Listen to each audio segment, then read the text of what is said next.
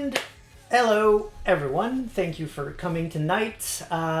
Tonight is going to be very special because I've been awaiting this moment for, I don't know, somewhere around 5 years now, I think. I'm sure the sept is going to correct me in a few seconds. This game has been a long time coming. It's been announced ever since a couple of months after Paradox bought the rights for all of the World of Darkness game lines, and we've been hoping that it comes to us since then. And yes, absolutely, Rashazan is completely right, actually. More than that, because quite frankly, it's 20 years, for sure. Yeah, no, he's right. We've been hoping for a decent werewolf game at least since Bloodline, I would say. And actually, recently I learned that the people who made Bloodlines, a team called Troika, they were actually working on a werewolf game. I don't know if it was in the same vein, but I'm so sad in my life that we never got to see what they were working on. But we are getting this game now. So let me just quickly run through chat, just in case I missed something important, and then I'm going to start covering a few quick topics, and then we're gonna trash some Worm. Okay, so, right, the quarreling thing. Quickly, essentially, I'm not going to go over Worm tonight because I've spoken for over an hour about that while we were playing Heart of the Forest. If someone in chat needs me to go over some of those basics, just ask a question and I'll take a moment to explain to you. But I'm assuming that essentially by now we're pretty familiar with those particular topics. So essentially... oh my god, I'm gonna need Rashazan's help with this one because he knows the Rokea better than me.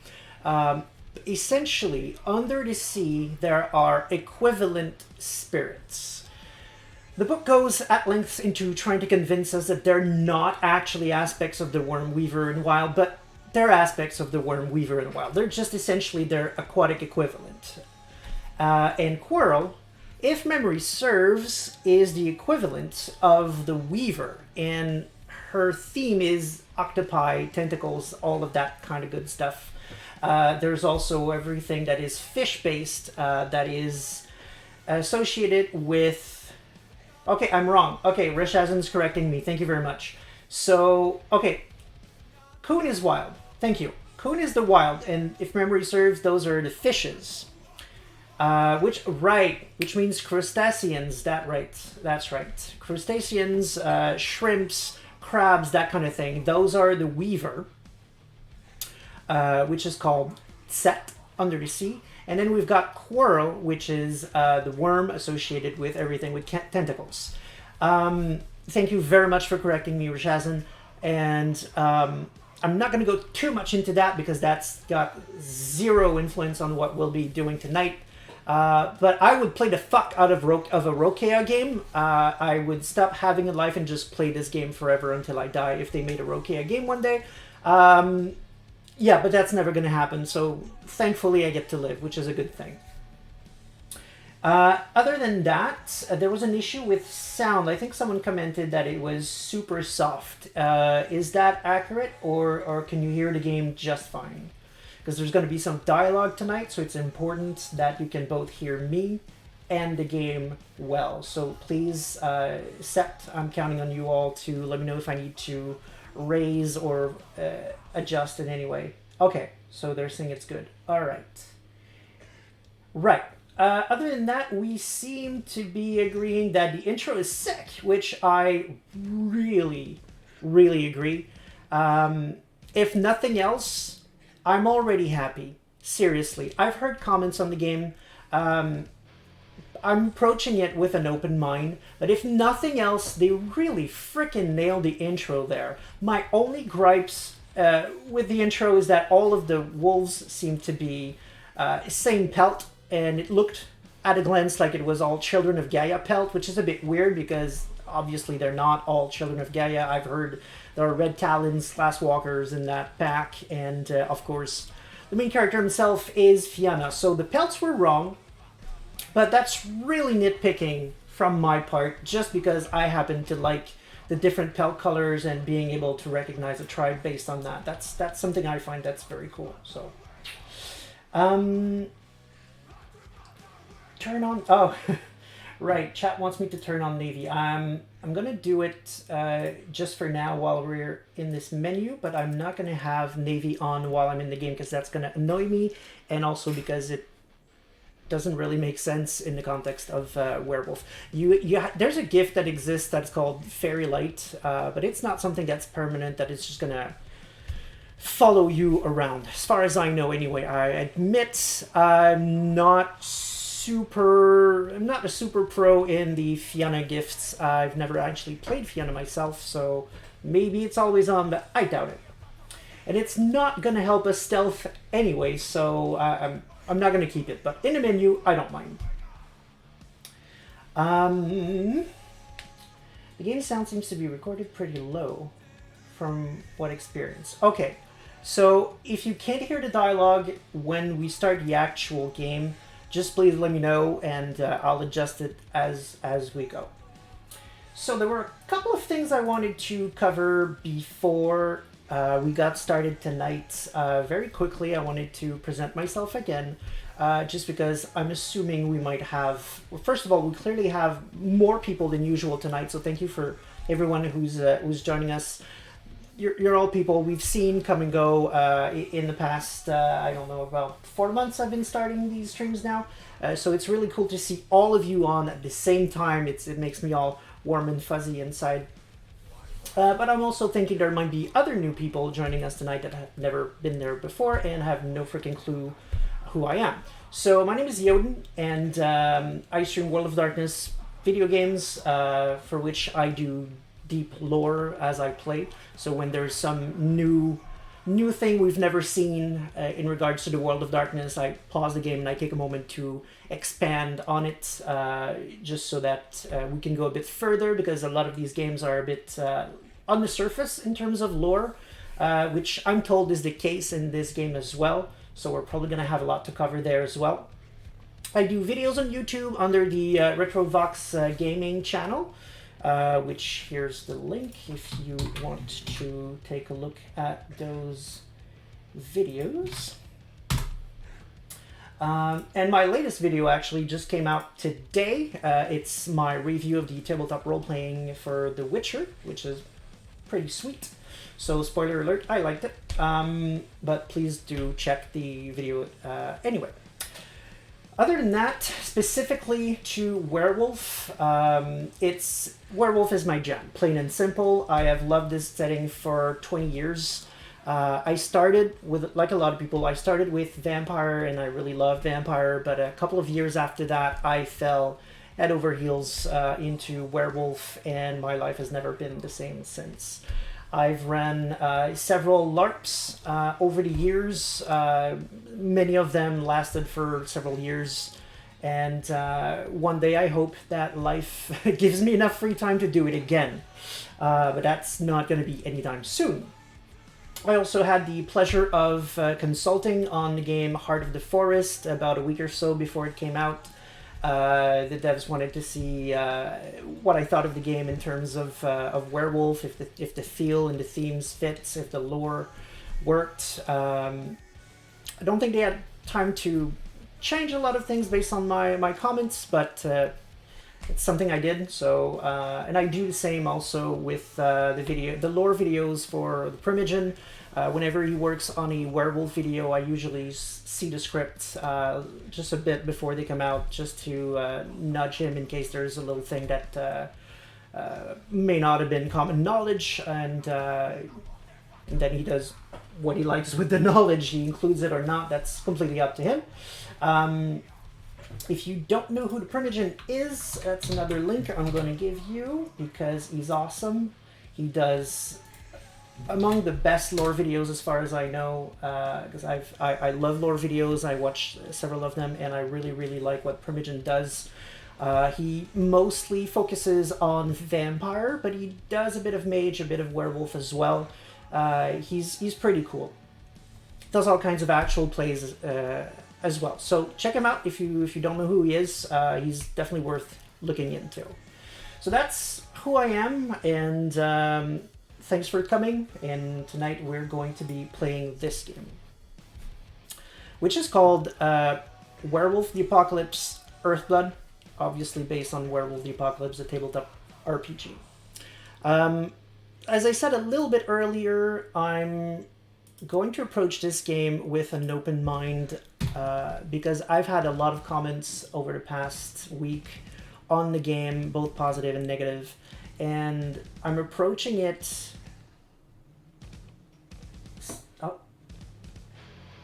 They did not update when I did. Sorry, chat is letting me know that it still shows me as playing Heart of the Forest. I've clicked update a few times. It should be fixed. So anyway, regarding Earthblood, essentially what I want to say before I start, and the reason why I want to keep an open mind is because the team who owns... Essentially, it's a licensed game, right? So the team who worked on this game, they have to work and get everything approved by another company, essentially, which was New White Wolf, and then it was licensed to Renegade / Hunter, and then it's back home to what is now just called World of Darkness. Like, the company is now called World of Darkness. So they had to deal with a licensor that has completely changed its structure 3 times since they started production on this game. And I worked in the industry for about 5 years, and I can see how that could not help a production of a game. It's no one's fault, these things happen. But for me, it's telling me that I'm going to have to keep a very open mind and just roll with it, which I'm willing to do. The other thing is it's a very small team. I don't know the exact number, but I've heard they might have been as few as 10 people working on this game.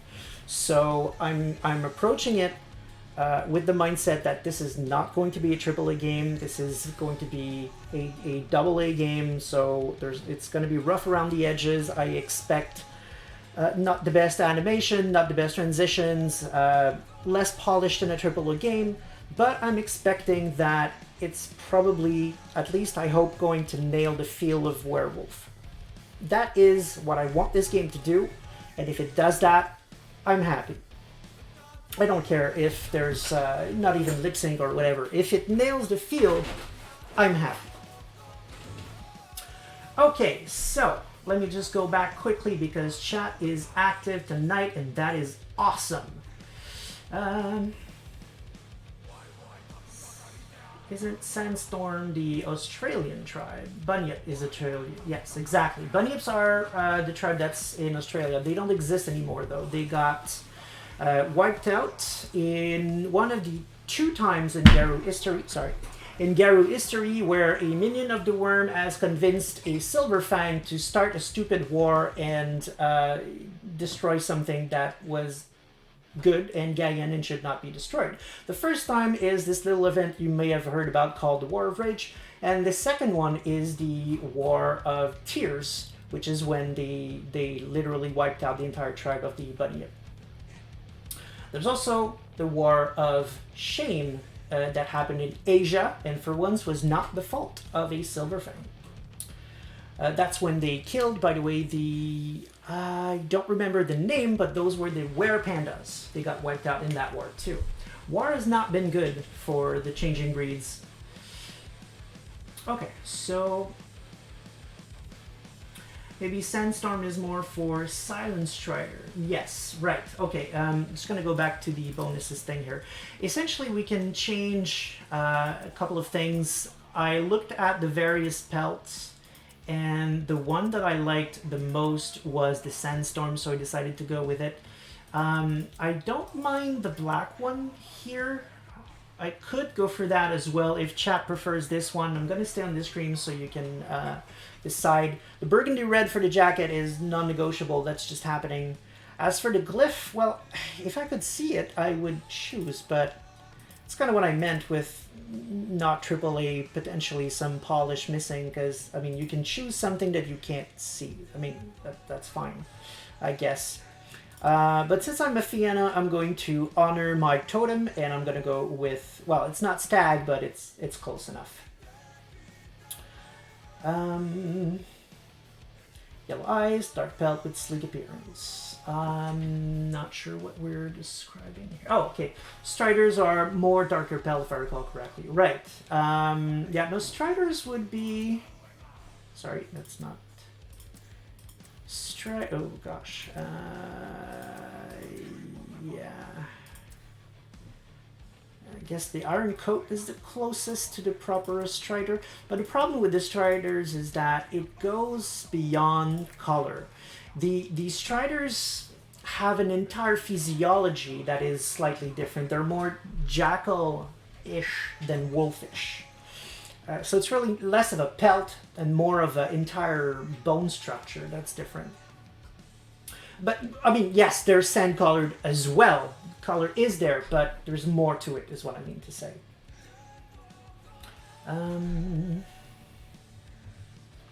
Exactly. Did you bought the DLC? Yes, SbF, I bought the DLC. If I recall correctly, the DLC just gives you the Exiled one here. And something else that I don't recall. Probably a jacket collar or something like that. It's not going to change my life very much, to be quite honest. Chat is like, don't tell him you forgot to turn off Navy. Yeah, no, I thought about it. Okay, so what do we think in the colors? I'm not going to let chat decide all of the colors, but here are the two that I like. We've got the Exiled one, which Spark likes, and we've got the Sandstorm. Those are the two choices, so I'm gonna allow chat to discuss a little bit, but it looks like black is winning so far, because at least it's got one vote. It looks medium blood purity, Black Fury to me. Which one? Oh, do you mean the...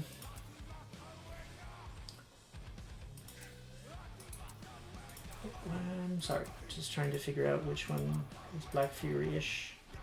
This one's Black Fury-ish. At least the Krynos, not the Lupus. Original... See, they're going for Fianna, but this is more Shadow Lord-ish? Not even, but close to. Yeah, this one definitely feels Black Fury. Yeah, Exiled one feels Black Fury, definitely. Yeah, strong Fury vibes there. Okay, so we've got Spark for black, got Stanil for Sandstone, Nomad for black as well, Terraria for black. No, you just said it looks like a Black Fury, sorry. Okay, and Zelf confirms that he can't change the fur to jacket or the spirit. Okay, that could be because I bought the Champion of Gaia edition or something like that.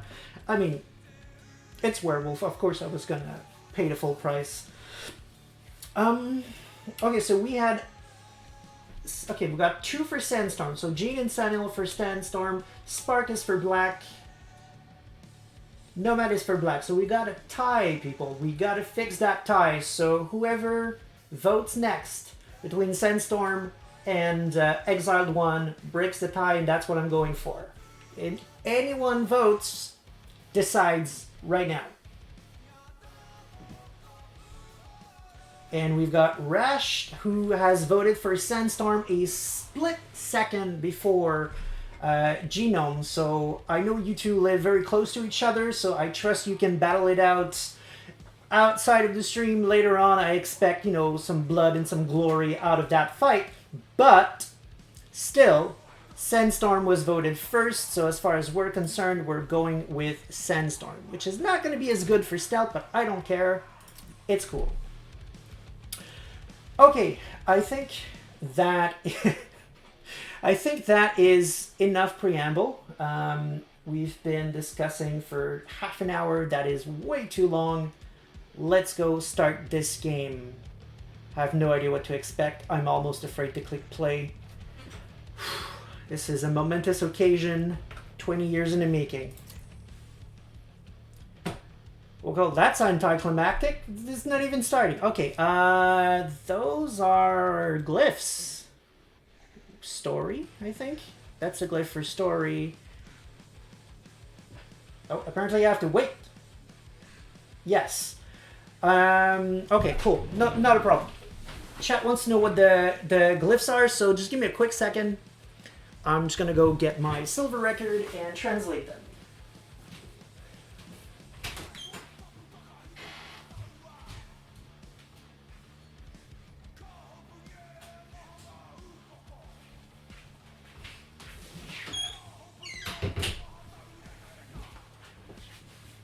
Okay.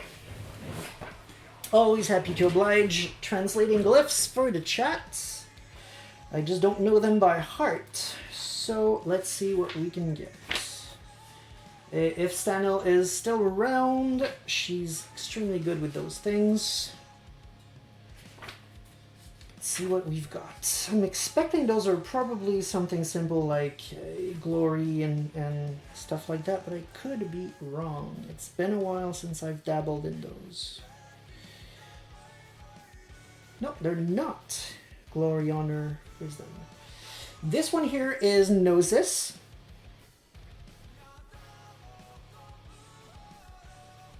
And then we've got...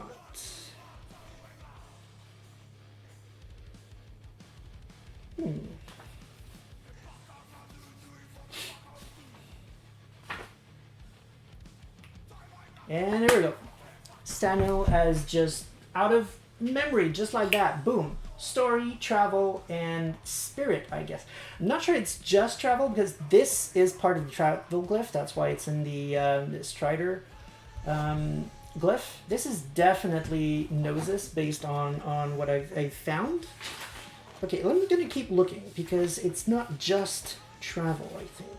There's a little bit more to that. And I'm curious. I'm not going to spend an hour on it, but I'm willing to spend a couple more minutes.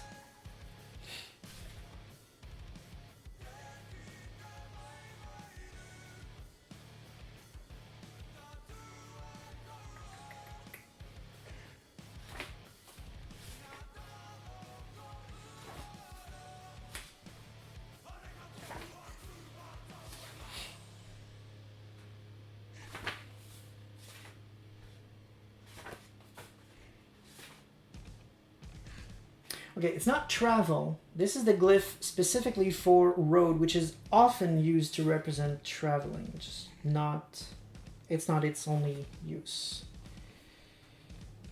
Okay, this is literally story. Never mind. Road, travel are the same glyph, the exact same glyph. This is story. This is Gnosis. And this one... it appears to be a combination of a couple of things because I don't see it. Nope, it's not there. Okay, so we've got part of this, which is travel. We've got... can I find 3 little bits on top and the little thing below? The little thing below often refers to Gaia herself. It's usually more of a big one. Legend. Oh. I don't remember a glyph for legend. It's not in my book anyway. But that would be pretty cool. Spark's like, and the third spoke. Yeah, it should be the Galliard though, translating these things, but yeah. Stanil's always been the glyph, my glyph guy.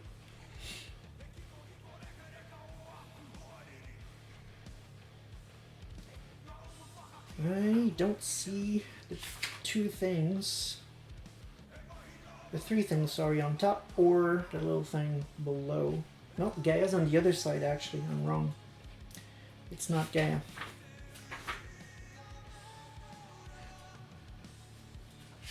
And that's gonna be that, I guess.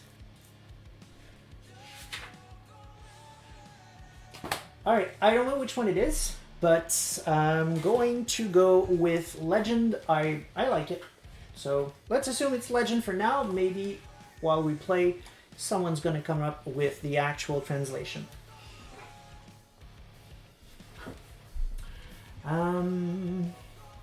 Sanel says, I'm a Galliard actually. Sure, but in my book, you're always going to be Thurge.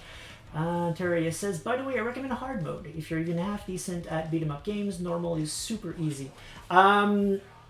I don't think I'm going to go with hard. I'm not trying to have a challenge here. I'm trying to essentially see the story, see whatever lore we can meet along the way. Maybe for my own fun later on, I might try, because I hear it's a very short game, so I might try it on hard just to have an actual challenge and a bit more fun with the game. But I think for the good of the stream, it's probably best if we essentially just are able to fuck everything in our way. So I'm just going to go with probably normal.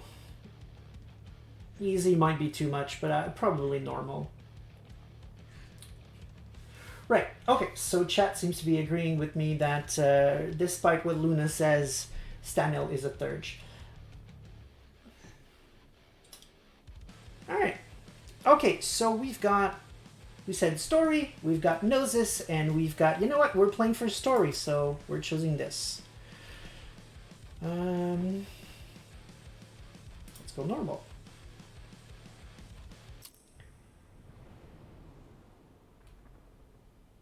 Okay, Tarkar's Mill vicinity. The pack of Tarkar's Mill. Oh, okay. That's the name of the pack. Why not? Is set on driving the Endron Corporation out of their territory. After several weeks of preparation, they finally have a plan. I'm not going to go into too many details about Pentex and Endron because I assume the game is going to cover that. If we end up confused with the game not giving us enough to work with, I will pause eventually and just go on an entire spiel on Endron and Pentex. But long story short, they're an evil corporation hell-bent on polluting, and werewolves don't like them. Leave it at that for now. I'll give this game a chance to cover the topic. Could be travel with glory, so legend sounds good. You know what? Let's officialize it. I'm calling it. I'm saying Rashazin is correct. I'm going to go with legend.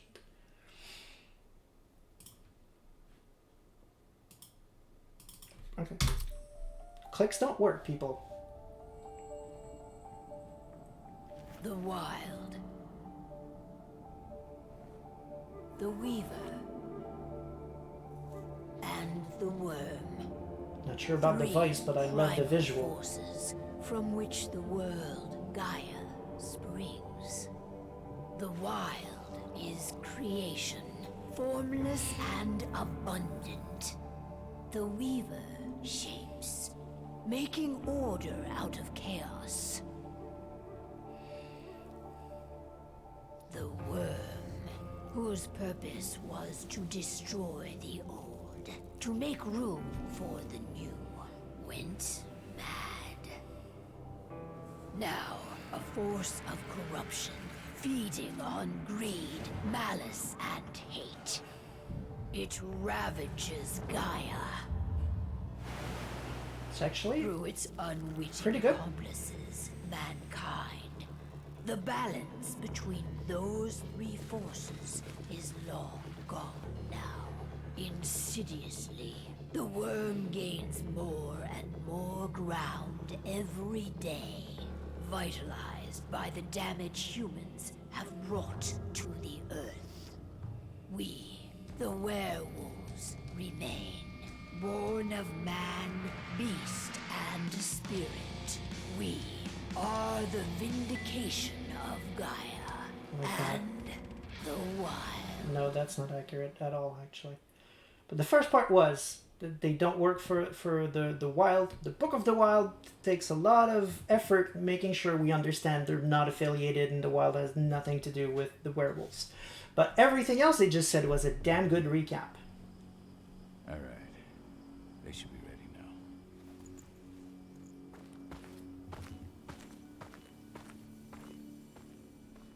Best way to get Indran out of the region is to attack their bottom line. We have a plan to convince them there's no profit to be had here. Ludmilla, if you please. I've recently gained access to the system that controls all the on-site oil pumps. That's our target. We tamper with the pumps and send dummy data to the system to make them think their oil field has run dry. Will that really be enough?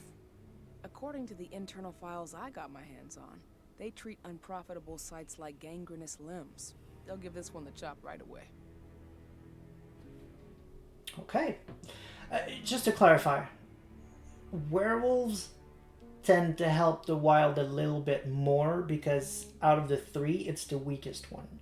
So if their goal is to restore balance, it's a good idea in general to side with the wild and help it get its feet under itself back, essentially, and try to weaken the weaver and the worms. So they tend to side with the wild and help it, but they're not specifically allies. They work for they're Gaggans. They're not affiliated spiritually in any way to the wild. In the wild itself, one of my favorite sentences in the Book of the Wild is, "The wild is not your friend." And they say that because of all the three, the wild is the least sentient of the three. It's the wildest. It's literally in the name. The wild is not aware that you're helping it. It doesn't give a shit, and the wild is going to do whatever the fuck the wild wants to do. And if that implies wiping you, your Karen, and all of your loved one, it's going to do that. The wild is just as much a problem as the other two when it goes haywire, which is pretty much its entire fucking province. So, yeah, there's a strong preconception that people tend to have that werewolves are of the wild or wild aspected. That is not true. They just try to help it out when they can, only to help restore balance.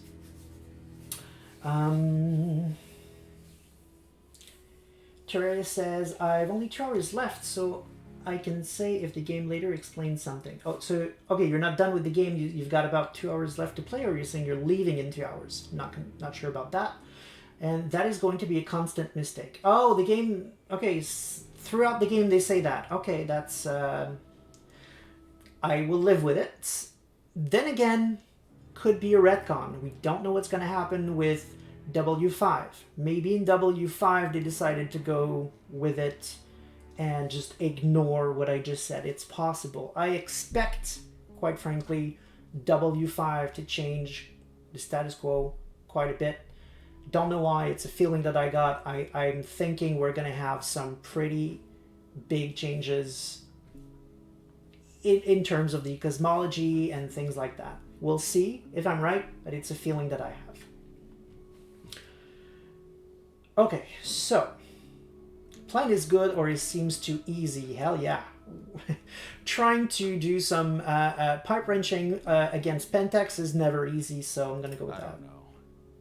Even if we do manage to push them out, they'll only set up somewhere else. Exactly. We need to hurt them, bring them down, not chase them away. We've already talked about this, Cahal. They're too close to the cairn. If we stage an attack, they'll look for the ones who did it. I don't want Indran's eyes on our home. Our best option is to work in the shadows. But if something goes wrong, my wife ends up on her own in enemy territory. I don't like it. I'm going to be fine, Cahal. We've been preparing this for weeks. We've calculated the risks. And if there's any sign of trouble, you and I go in and retrieve her. But I'd rather we stay covert. Ludmilla will have the easiest time on her own. I'm heading out. I want to be done before daybreak. Take care of Adana while I'm away. I think she's going a little crazy all cooped up in here.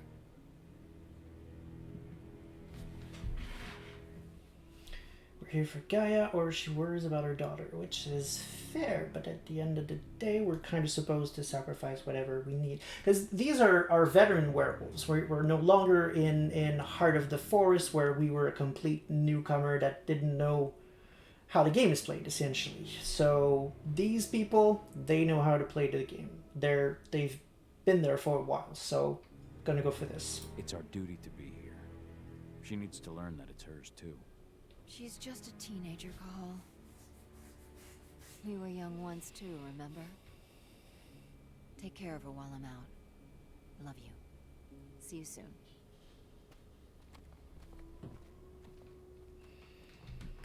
Okay. Well, Cahal is a bit slow, but not too bad. Okay, the run is decent. Interact. We've been stuck in this cave for weeks studying Endrin's movements. At least now we finally got a plan. I hope we're done here soon. Okay. Endrin. One of the most destructive companies North America has to offer. Known for their violence and endless greed. If we left them to their own devices, they'd ravage this place till there was nothing left but dust. So already one thing I really like is that it's written Endron all over the place and Pentex is not mentioned anywhere, which is correct. Most werewolves, most people don't even know that Pentex exists. Pentex is essentially the parent company behind everything, and all of their subsidiaries are essentially a front for their evil activities. So while werewolves would go their whole lives doing their thing, some of them might not be even aware that there are some bad companies doing bad shit. But as they travel and as they do things, they will usually end up falling into situations like these where, oh shit, who are these people? Andron trying to screw everything. And then they get interested. But they're not going to know that the pharmaceutical company nearby or that the burger joint called O'Toole's is affiliated in any way with Bentex. That all of that is one big family whose entire job is to, destroy the world. So I like here that these werewolves are very accurately just going about and saying, shit, Andron are a problem that we need to fix, and they're a pretty big corp, we don't know how to deal with it. That's exactly as it should be. So chat says, I mean, a lot of the info about back then is given by spirits who have a wild slant. So it is understandable that werewolves believe Gaia equals the wild because spirits tell them that. Not really. No, I wouldn't agree with that. I mean, there's a difference between wild and Gaia. Like, stag isn't a wild aspected spirit. It's not under the aspect of the wild. It's under the aspect of Gaia. Because the thing to remember again is that forests are not the wild. The wild does not represent animals and trees. That's not what it is. We tend to associate it with that, but that is not what it is. Things like that are Gaia aspected. True, however, that a lot of people, even werewolves, probably won't make that distinction and could associate specifically the wild to Gaia and forest. I could see it happen.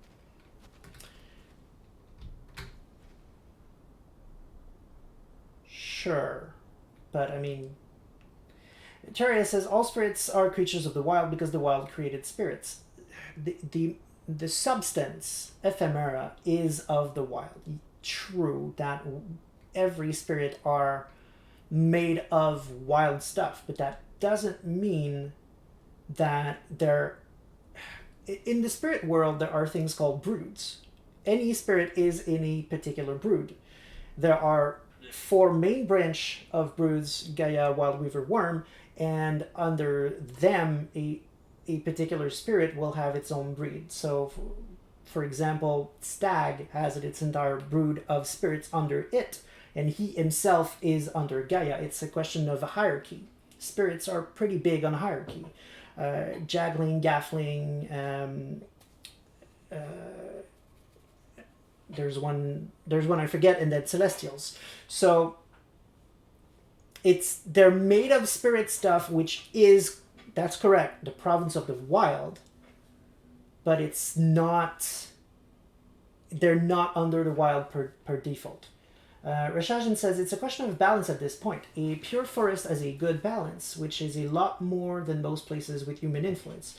It gives out the impression that they're of the wild, I think, because they're more balanced than other places that have less wild. That's a pretty good assessment, right? No, that makes sense to me. That's I like it. It's a good way of putting it. Never seen it this way, but I like it. Okay. Not looking forward to packing all this up tomorrow morning. Probably not going to be fun, no. So who are you, buddy? I don't like thinking that Ludmilla's on her own, Rodko. I understand. She's my sister, remember?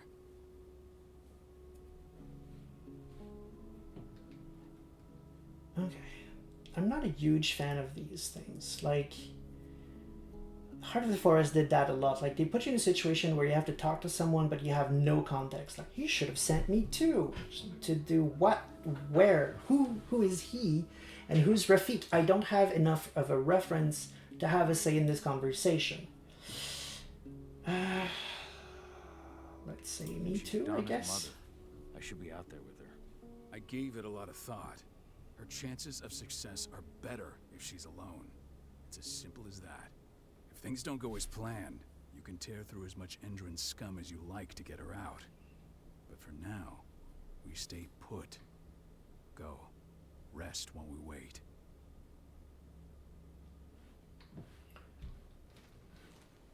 Okay. So there's nothing there. This sounds like the story's... Oh no, the story is her. So I can talk to this wolf there. That is a big wolf. That's definitely a Hispo. But there's no Hispo in the game. Werewolves have 5 forms. Wolf, big wolf, war form, which is a bipedal wolf that's all about being, you know, having claws and killing shit. You've got Glabro, which is a slightly bigger human that looks a bit more like a caveman, and then you've got Homid, which is human. And in the game, they only have Lupus, the wolf form, the war form, and the Homid form. But this is clearly a Hispo, and yeah, that chat agrees. Okay, so it is an Hispo, but I can't. Okay, well, I prefer that they at least admit that those forms exist instead of pretending that they don't, or just shifting things around. However, Hispo is my favorite form, so it's a bit of a tease to have a Hispo right there. What do you think, old friend? Okay, Yeah, so that's there's Rafik. 2 of us. Not too keen on this plan.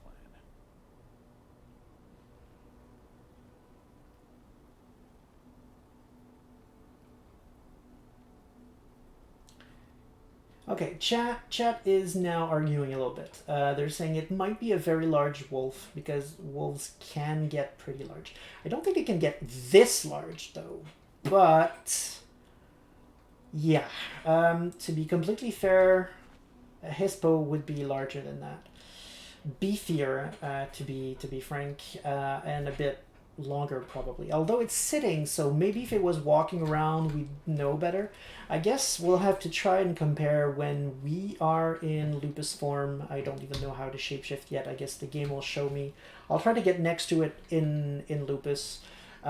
There's also someone who's saying that huge size is a merit that exists that werewolves can take. So it could be just someone with huge size, and that's very true.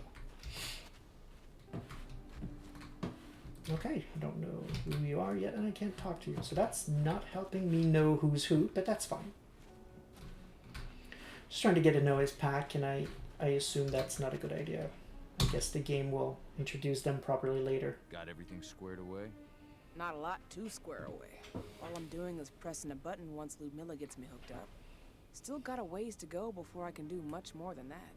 If I tried to breach their network, they'd be on us in a second.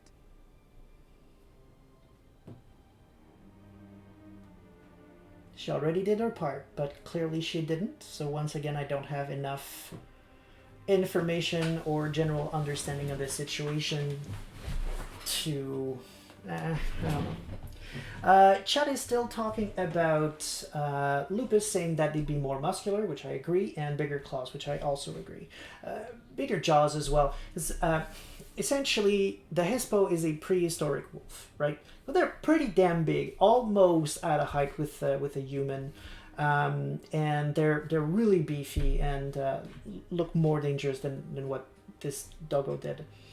And Zelef is asking, is Hispo a Lupus? No, Hispo is one of the 5 forms, as I mentioned. Lupus are normal wolves that you can find anywhere in the world today.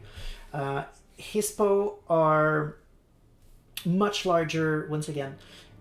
The intermediary shapes, essentially. So Lupus, Homid are purely normal, regular, non-magical forms, essentially. Human, wolf, plain and simple. In the middle, you've got the war form, which is in the intersection of both. That's why it's a wolf that is bipedal, essentially.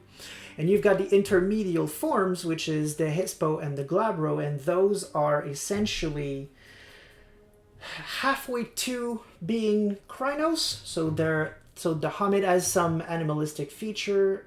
The human side, has some animalistic features, and the wolf side has actually no humanoid feature whatsoever, so I don't know where I was going with that, but it made sense when I started. Really, the best way to see them are just prehistoric. It's a prehistoric wolf, and it's a prehistoric man. Plain and simple. So I'm going to go with she's frustrated, because I no idea what anything does. Or Rodko with your eyes closed. Just give it time. I know, but... Thanks. A little pep talk never hurts. But how are you doing?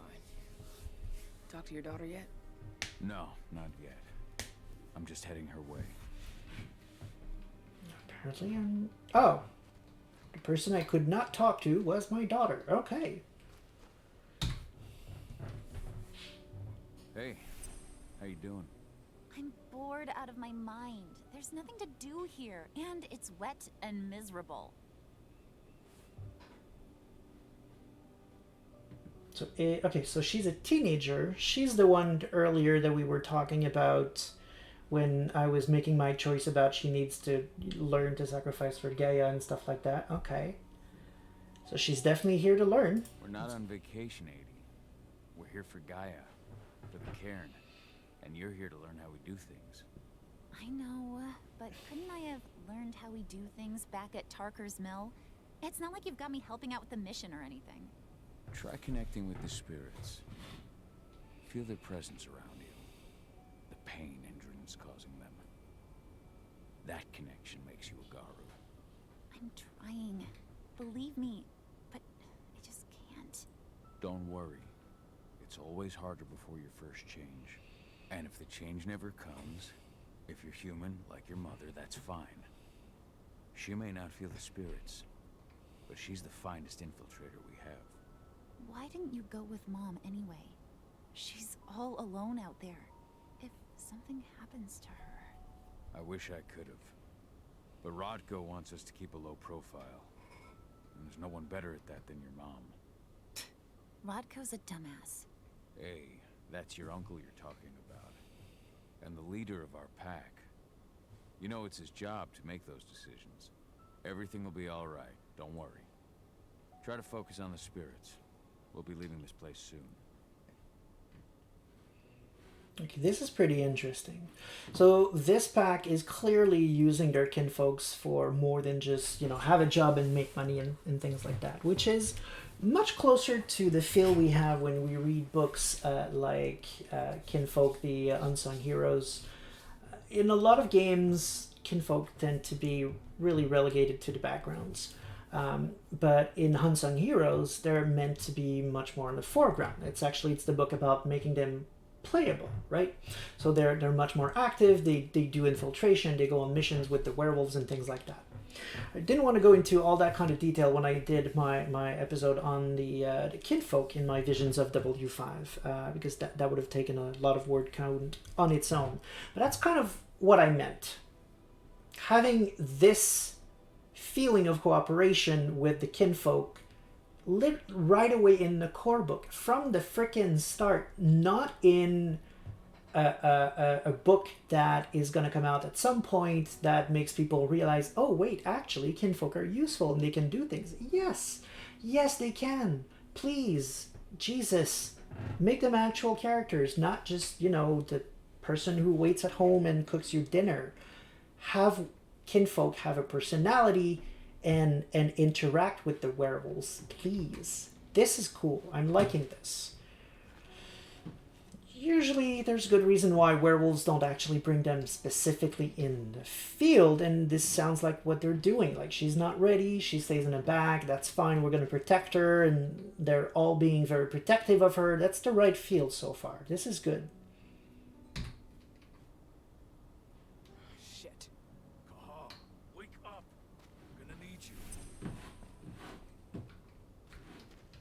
Okay, so we were waiting for Ludmila's updates. I assume Ludmila is my wife. Okay, the sun was just a fire there. Okay. A helicopter just touched down on the site's landing pad. Apparently it's some Endron exec. Their presence is shaking things up.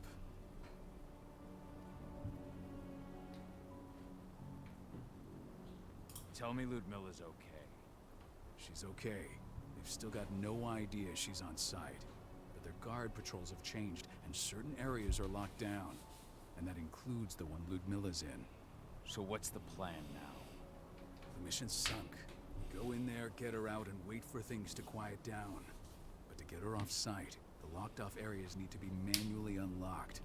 Ludmila's stuck on the wrong side. Shit. Fortunately, she has already secured a terminal. She'll guide you to her location over the radio. Go now. Bring her back. There's no time to waste. My sister needs you. Ludmila, I'm on my way. Remember, stay out of sight. I'll open any door I have access to through their network. I've opened all the external ducts.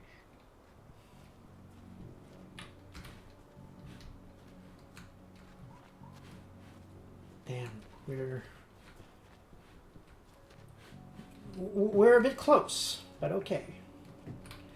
Okay, does anyone know how to shapeshift? Like, F appears to be using a potion.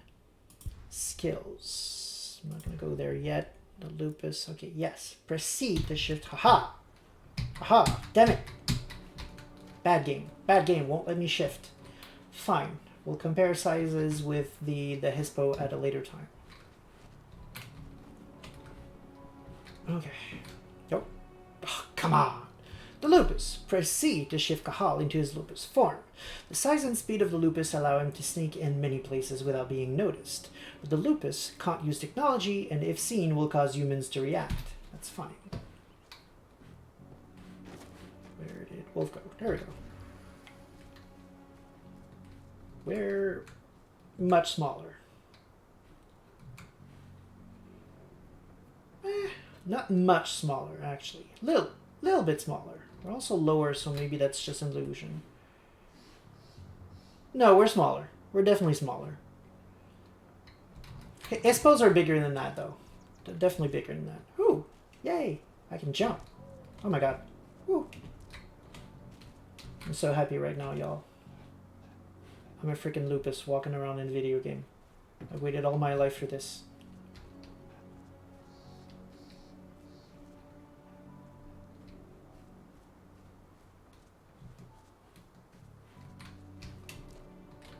Okay, it jumps a little bit silly, but I don't care. I'm a lupus. I'm lupus walking around. Okay, it's hard being serious right now because I'm just overwhelmed. I'm a lupus in the game. For those who don't know me well enough, I always play lupus in Werewolf the Apocalypse whenever I can. This is my breed. This is my jam. I've been waiting so long. I'm locked in the turbine room in the center of the site. You'll have to get here without being seen. The area you're passing through should be deserted right now, though. Chat. Okay. First reaction, did you see the deer? Yes, I forgot to mention that, mostly because I was quite overwhelmed by lupus. But yes, I did see it. Oh shit, I really should have commented on that, because now that my brain is coming back on, there's a lot to be said about that. Okay, I'm a Fianna, right? So, oh, I can run as a lupus. Okay, I fucking love this. This is a stag, or, you know, a deer, or something close to it, which is the patron of my tribe. So, in theory, if I was, you know, inclined to think in terms of spirit world and omens and things like that, I would be willing to say that, hey, this is a sign. My totem is looking over me. So these kind of things, by the way, are super good tools. If you're playing Werewolf if you're just a storyteller essentially, put those damn things on. Like put little signs, put little thingies whenever you can, showing that the pack totem, or actually the pack patron, the tribal patron, all that kind of thing, are watching over you or guiding your path or anything like that. It doesn't even need to mean a lot of anything. Your players will assign a meaning to it. They're pretty good at that, and they'll be happy because let's be honest, your players are probably better than you at figuring out that kind of thing. So just roll with it, put that kind of thing all over the place, because the spirit world does that always. And it's the kind of details that are easy to miss if you're just like right now. I was focused on lupus. I saw it, but I didn't pay attention to it, and I didn't state it out. But characters with high gnosis or Thurgeon, that kind of thing, this is their jam, noticing all of these little details that tells them, yeah, okay, the spirit world has my back right now, and what I'm doing is the right thing. If it doesn't work out this way, it's fine. It doesn't matter. Neither you or the player knows what's going to happen, if only because the dice have their own say about whether or not things will go well or not. Trust your players, and trust especially your third players to assign a meaning to how things actually turned out, and roll with it. Go along with whatever they say, as long as it, of course, makes sense.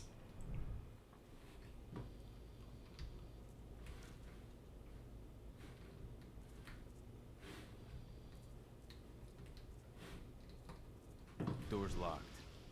No. Ava? Don't go, Hamid. We don't care about Hamid. Oh, and deactivate any cameras you see while you're at it. Okay, that's a camera. Penumbra vision. Press R to toggle the penumbra vision. Penumbra vision allows Cahal to peer into the spirit world, letting him sense things such as threats, spirits, and their connections. So we can see spirits.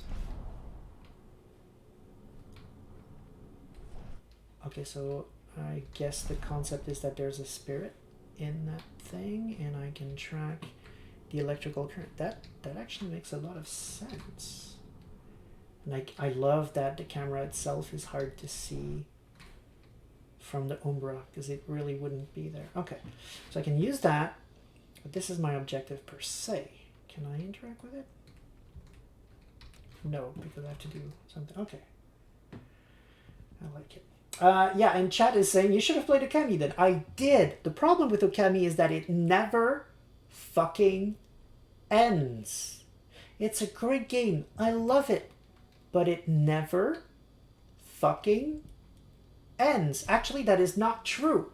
The problem with Okami is that it keeps ending, and it's never the real ending. I tried to finish this game, like for real finish, and I hit the third or fourth fake ending, and eventually I just had to stop. Because each of those fake ending arrive at a point where you've been playing long enough to believe that, hey, maybe the game actually is ending. But no, it's not. You're actually maybe a 10th of the way through. And then you play for another 10 or 15 or 20 hours, and then something happens that makes you think, oh, okay, this is the ending. Great, that was fun. And no, and then something else happened, and the game starts again. It's a game that never stops ending and never actually ends. It's awesome, though. Just, I can't finish this game.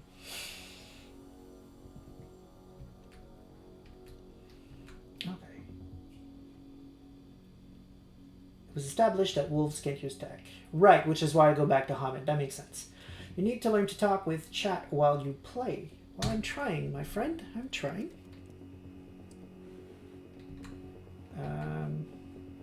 Oh, okay, my mouse.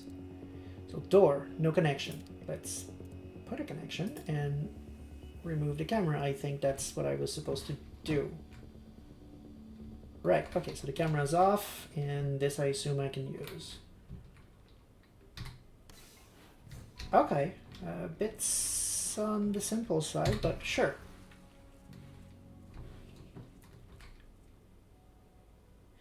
That sounds like a bad plan. Like, there's a button up down there that says V, and it looks like me howling, but there are, like, literally guards right there. Ludmilla, we've got a lot of company. The arrival of the Endron exec has changed their setup. Tell me where you are. Well, I won't, apparently. She wants me to tell her where she is, but I just stopped the conversation. Why not? Wait, R was penumbra vision, right? Okay, so I can see the guards through the walls like we saw in the gameplay video. That makes sense. I actually like the penumbra vision. Okay, let's see. Chat feels I'm not chatting enough with them, so let me go there. Okay. I find the penumbra is a bit too much like the real world, but still nice to have this site. No, I agree. It shouldn't feel that much like the real world, but from a gameplay perspective, I get why they did that, so I'm okay. Gene Test says, I loved all the endings. They're all good, but at some point, I'm ready for a game to finish. Zell says, you're not supposed to shapeshift so easily, right? Correct. As Terraria says, yes and no. There are ways to shift quickly if you really want to, but it's true that technically that's a roll every time, and it's not even an easy roll, which is one of the few things I don't really like in Werewolf that I think should change. It's all about shapeshifting. All the shapes have their own strategical value, so personally, I would not put a roll there. But by default, it's true that it's there. Spark says, normal changing fast, use rage point, but it would have been weird to put that in the game. Absolutely agreed. Also, Terraria says, he's around, he's a lot of rage to waste, but to be honest, I like the freedom to change at will. So, completely agreeing with everything that's happening in chat right now. So, can I go to the... No, there's a door. Okay. One day I will fuck you up. I'm looking at the southern part of the outer fence. And a shit ton of guards. There's no way I'll be able to make a move without being seen. Southern part of the outer fence. Got it. There. That should distract them for a few minutes. But if a guard does see you... Fuck him up. Live long enough to raise the alarm. There you go. They sold their souls to Endron. They don't get any mercy. Hell of a time for a malfunction. I'll go check it out.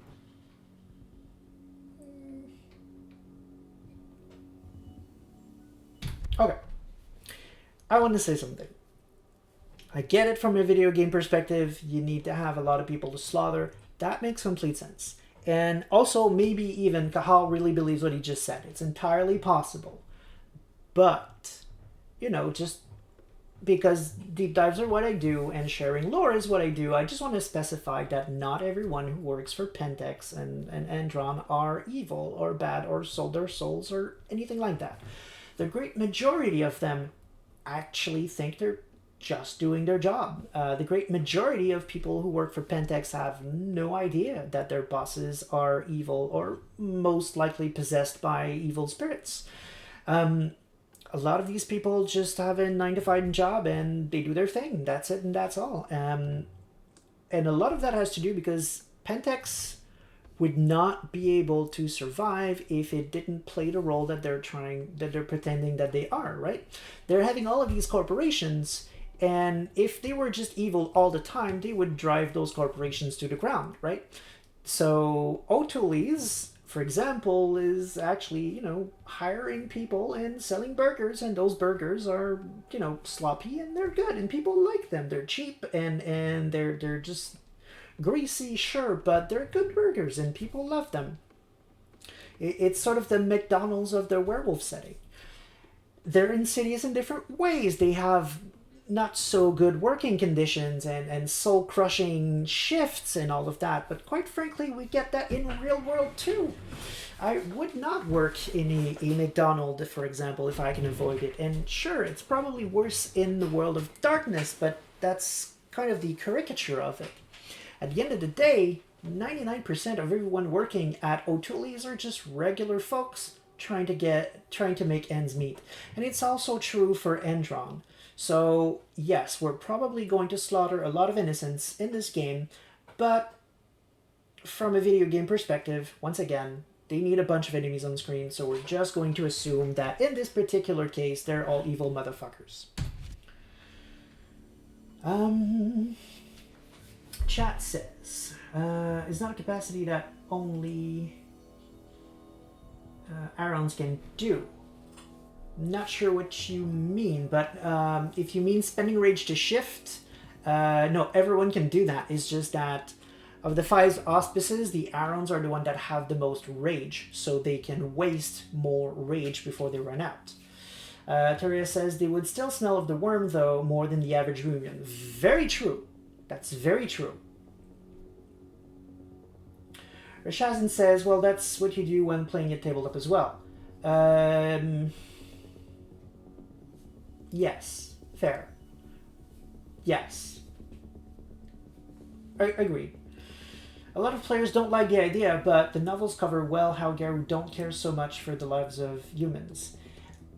The novels, and I would say the comics as well, a lot of the comics that I read went in the direction of very monstrous werewolves. I don't really ascribe to that personally, because I don't think it makes a lot of sense that the good guys, the warriors of Gaia who are trying to bring balance to the world are just murderous motherfuckers. That makes no sense to me personally. If that's how, people want to play werewolf, sure, go for it. Have fun.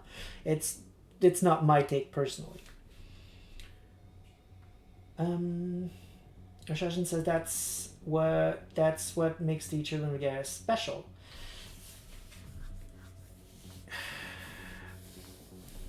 It's more complex than that, I think. A lot of tribes don't care and absolutely will kill humans easily, but I can't agree that it's widespread.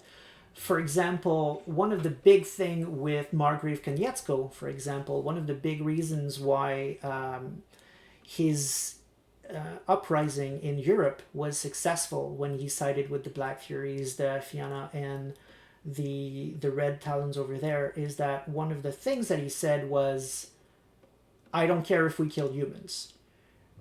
We need to change things, and things are just not working, and the only way we're going to succeed and change things is if we go all out, fuck the consequences, and kill humans if we have to. That's literally in the setting. That is literally in the Rage Across the World, I think, if I'm not mistaken. It's a stance that he took and that he announced openly and publicly that is something that we're going to start doing. Not care about the innocents and all of that. They're going to do what needs to be done. And apparently it worked well enough, actually. They were able to cleanse with that approach. They were able to cleanse a lot of areas in the Balkans. So I can't agree that... Well, no, I have to agree that it's canonical because it's presented that way in a lot of media. So yes, you're absolutely correct. But there is definitely a version of werewolf in there also in the books that does not support that as well. Unfortunately, those two versions kind of coexist because, quite frankly, it depends on who's writing the book, right? So you have very different voices who are vying for attention throughout all of the books, and I guess you kind of have to pick the one that works for you, I suppose. Me, I like my werewolves more goodish.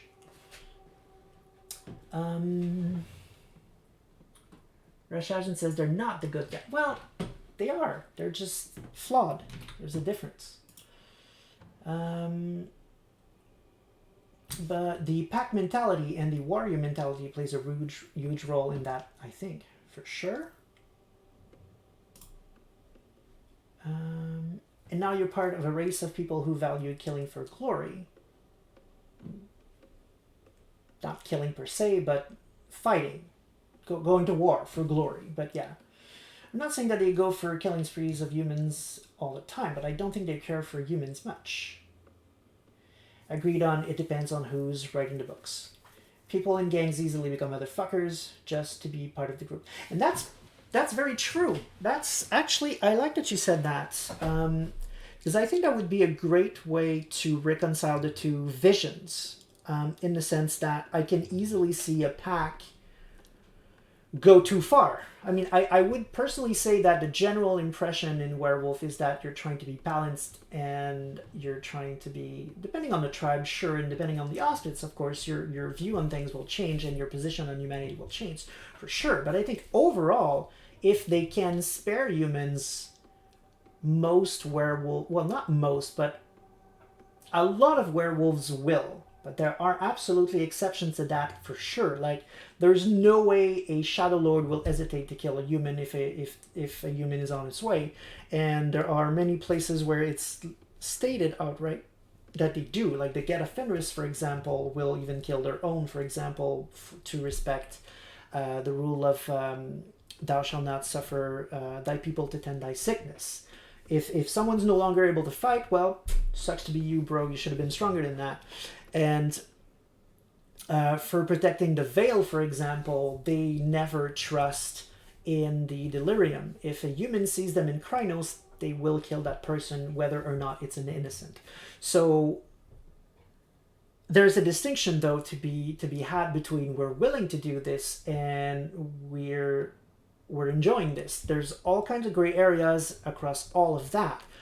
But if you have a pack leader or a sept leader or a prominent werewolf in your general area who doesn't give a shit, who orders you to kill people and things like that, I can see how on the short, medium, and or long term, eventually more people can become like that. So I get how those two visions can be true at the same time.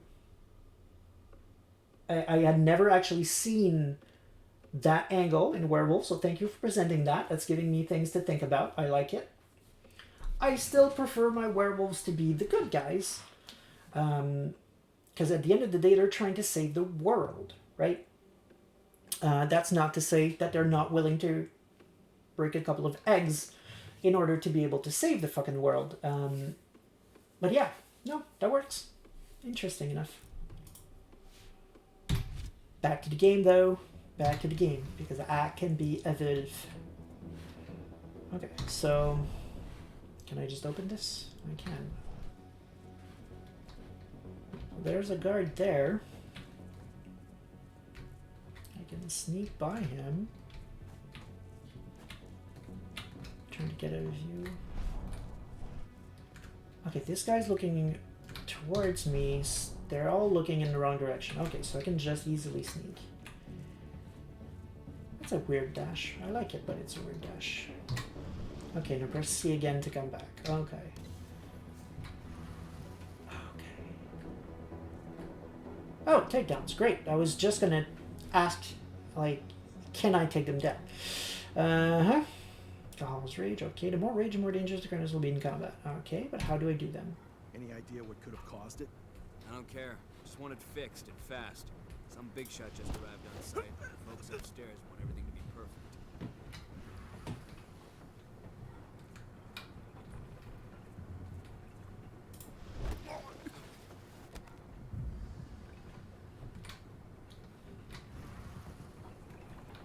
I hope there's a power I can get eventually that just makes me go back to Lupus right away.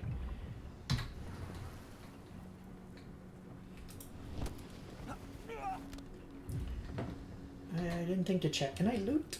I can't loot. Okay, there's no inventory in this game. Hello, sir. You appear to be having a problem with your body.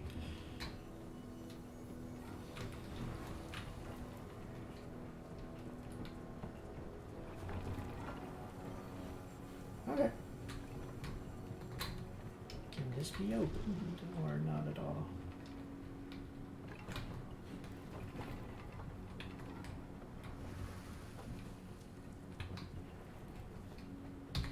Use my vision. There we go. Y'all are not inside your building. Okay, so we gotta be careful, but I still think I can kill this guy.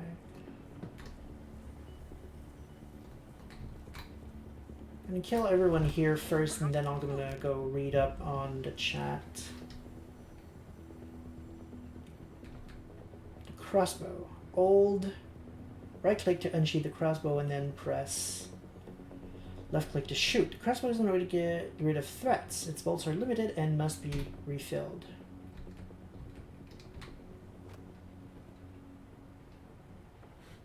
Oh shit, only 3 bolt? That is not a lot, but okay. I'm gonna kill that guy. Oh, they don't want me to!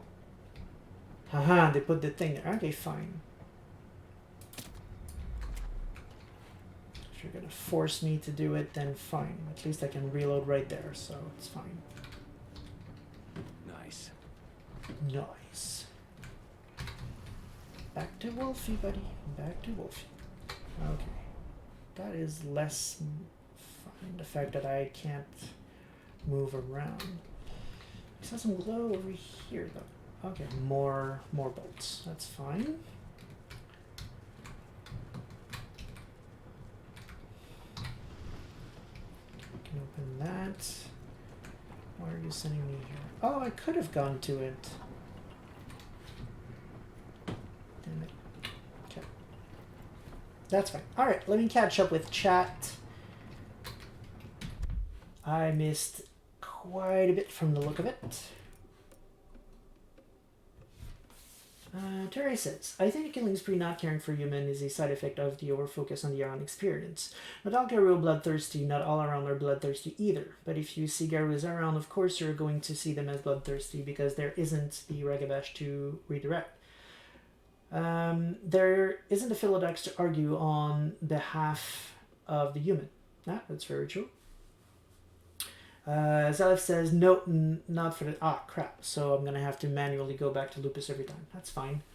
Shazin says, they all have rage, and they're Gary's warrior. They did massacre most of the other changing breeds. They don't have the best of judgment. Let's not forget that. I agree that the game is not all about clawing your way out of everything. The game is probably one of the deepest warrior theme there is out there. Yes, but I think Terry has a point, though. I mean... Everything we've said before, all of the murder spree and the killing and stuff like that is usually a lot of the high-level text. But when you dig into them, when you read a lot of the tribe books or the Book of Auspicid, for example, you have a very different reading where it's much less bloodthirsty and much more, well, whatever the theme is relevant for that particular tribe. The warrior experience, the warriorness of it colors everything, but the bloodthirsty and murderous is really in very specific areas of Werewolf.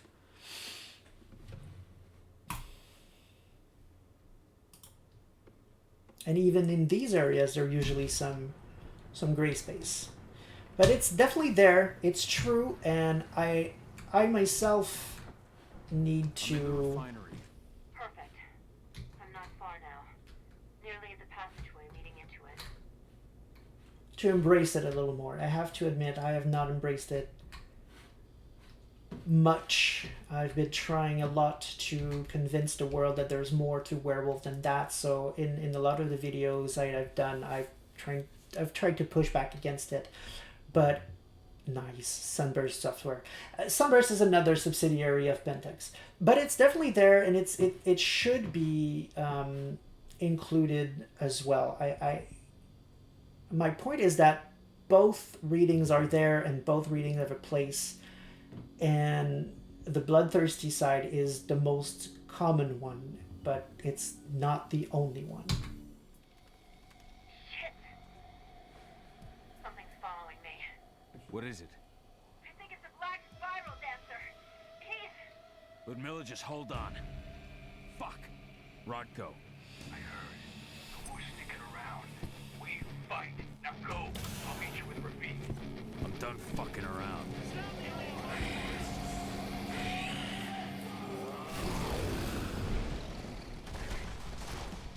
Kranos. Quick attack, strong attack, jump attacks.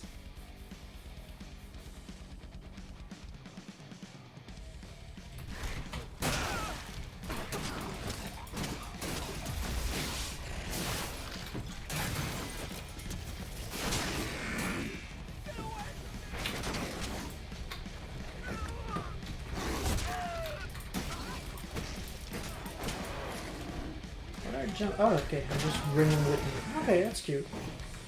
Dodges. Okay.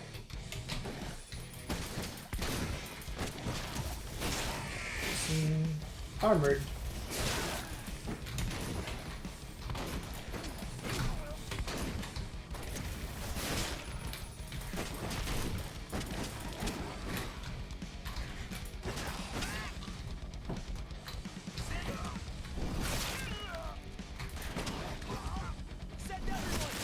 Oh shit, nice.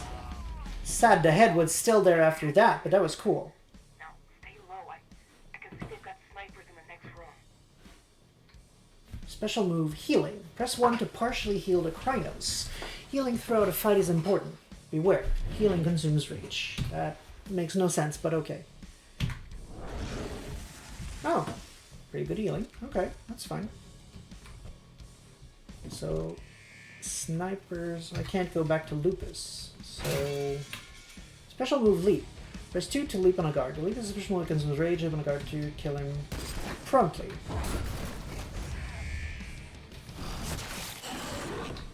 Is it always the same execution? Press Q to switch between heavy and agile stances. Agile stance brings speed and fast rage fast rage generation. Heavy stance offers resistance and strong attacks. Each stance has its own set of special moves. Switch between the two stances for better effectiveness in combat. So what was I before?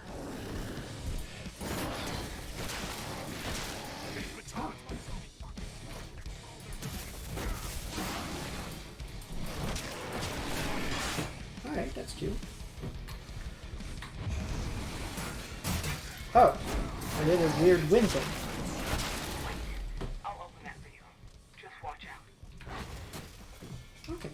I think I prefer the agile one. I like the jump thing, although it was a bit on the slow side, I feel. Okay. I like moving around. It feels kind of heavy, as it should. Yeah, that's a lot more of a heavy Krynos. The Krynos form, however, should be both bipedal and quadruped? Not sure how to pronounce that. And I'm not... Okay, this one does it a little bit when it starts moving, which is nice. Wish they'd done a bit more of the quadruped, but okay. Okay, I can live with this. That's cute. This takes a lot of time to load, though. Alright. Okay, let's catch up with chat. I think there's a big conversation going around.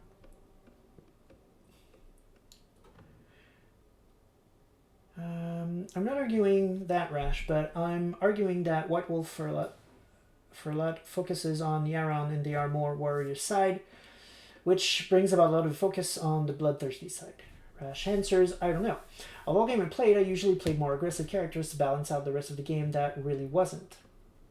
Terry says, that really wasn't. I won't say that there's a side of Werewolf that is overly monsters and that isn't only an Ahroun thing. I just think that it's a part of the big picture, and Werewolf focuses on that part over the big picture too often. Right, but Rash, I think you have to consider the group we're playing with as well. I don't think it's very representative of the overall player base of Werewolf. If you look around, a lot of the player base of Werewolf, there's a lot of complaint going around online, for example, that a lot of games are filled with what they call murder Vikings. A lot of people just play Get a Fenris and just want to slash everything apart.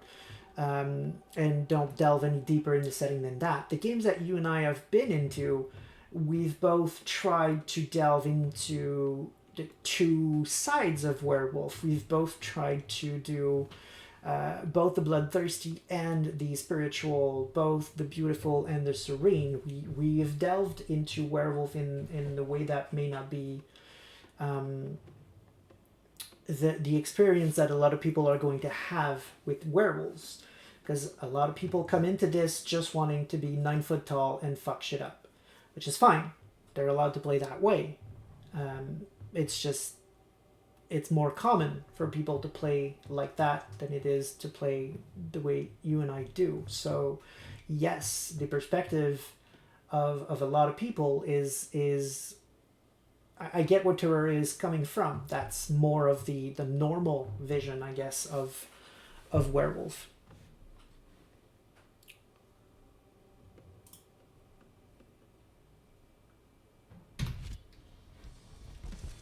Okay, so I can't go up there. Those doors don't seem to open, so I guess we really just have there to go. Silver damage. Silver is a Chronos weakness. Well, werewolves in general, but sure. Silver damages... Silver damage will lower the maximum health of the Chronos for the rest of the fight. Shit.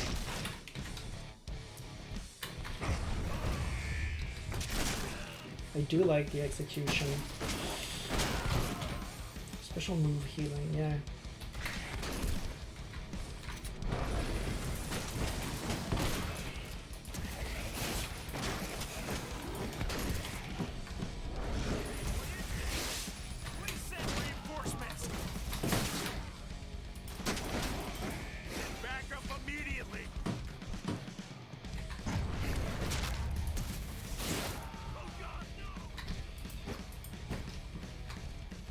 Okay, let's look at this.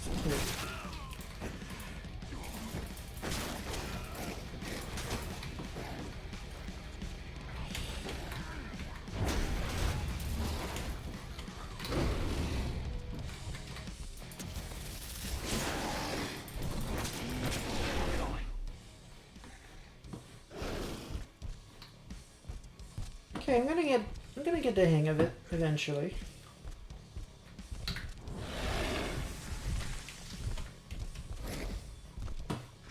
Quite as responsive as I'd like. Nice. I like that I just bump into it and it's fucked up. I'm a Chronos. This thing does not have the level to fuck with me.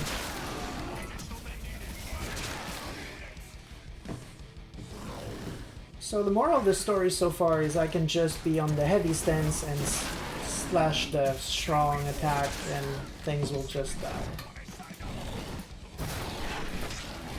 That's fine. The regular guys against the Chronos, they shouldn't have a shot.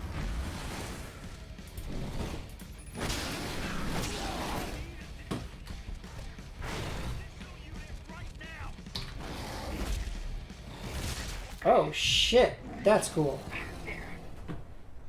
That was nice, just a claw through the face.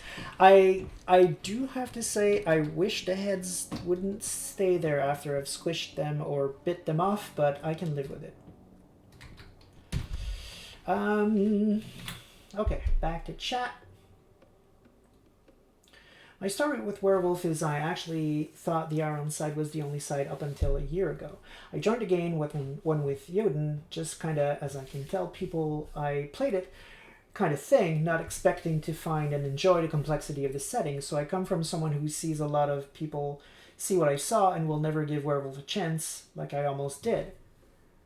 I told you so about being easy, which is no, it's fine. It's what I wanted. I don't want tough fights to stop us from seeing more story. It's quite all right. Zelif says you don't have that much liberty right now because you're kind of in the tutorial. That's fine. Well, that looks like a boss fight.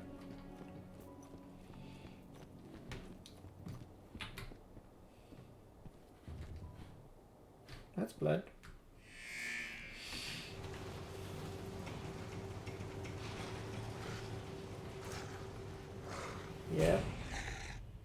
Yep. That's bad news. Oh, it's my wife, isn't it? No, it's my daughter. Cahal. Wait. Tell 80. No, wife.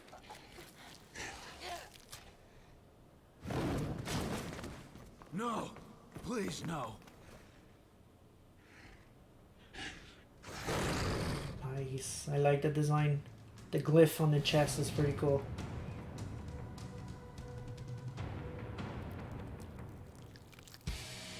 Yeah, it's frenzy time. Okay.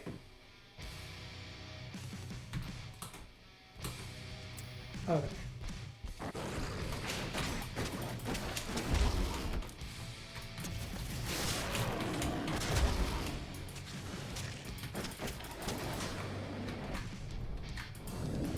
Oh, I don't have rage. That's fine.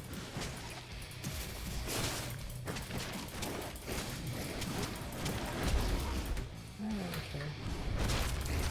You can smash me as much as you want, Betty.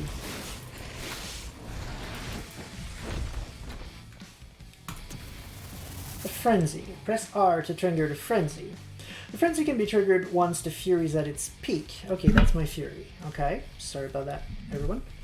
In Frenzy, the Krynos gets the advantages of each stance, speed, and power. However, in Frenzy, the Krynos can't use its special moves, nor Ealing.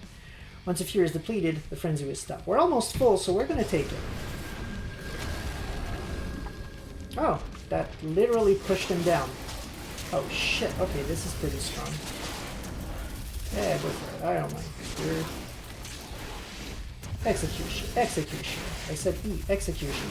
Buddy.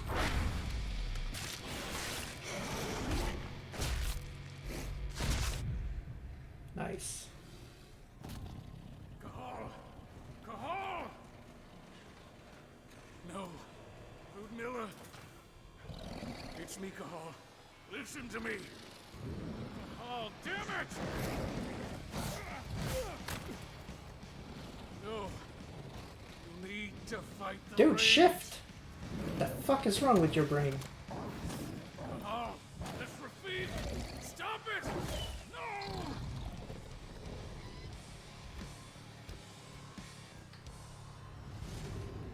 What have I done? Rafik. There's no time to mourn. We need to go.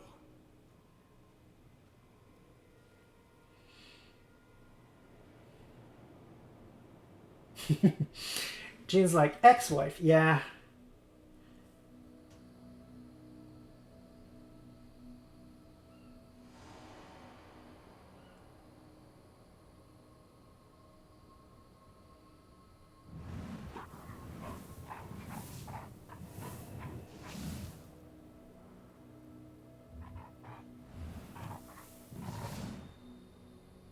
King Breweries is also a subsidiary of Pentex.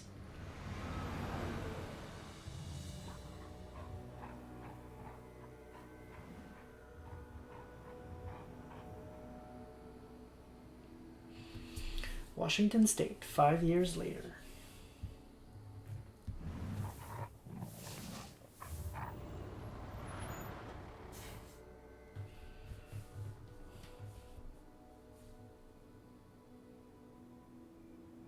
Just reported back to base. Not that there's anything to report. No kidding. Though I guess we've got a special guest coming tonight. Yeah, an Endrin rep, no less. She should be here soon. You know they're hiring, right? Think you'd ever make the move to Endrin? Hey, what the...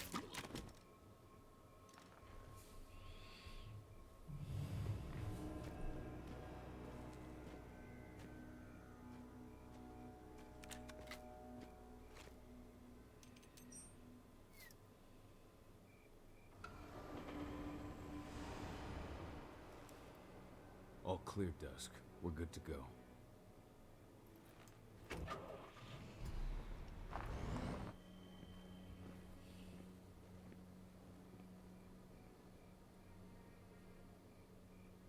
Five years ago, I abandoned the woods of Tarker's Mill. I abandoned my cairn. Endrin killed my wife. I gave in to rage. The worm touched my soul.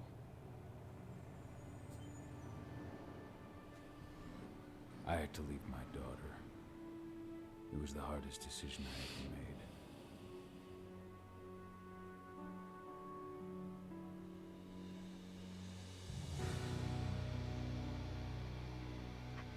And in other news, Endrin is joining the fight against global warming. The energy company today announced that their new biofuel will be hitting the market soon. There you go. This revolutionary new formula will be unveiled alongside the opening of their new headquarters in... This exile was my only choice. I'd become a danger to my pack. I often wonder what's become of them. Of Rotko, of Ava, of 80. This is the closest I've been to Tarker's Mill in 5 years.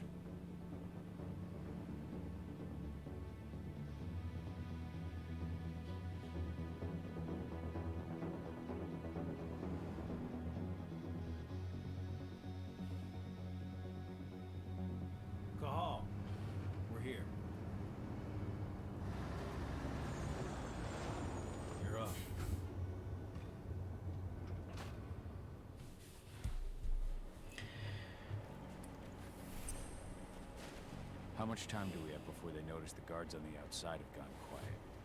They report in by radio every hour. That's our deadline for getting our hands on the explosives and getting out of here.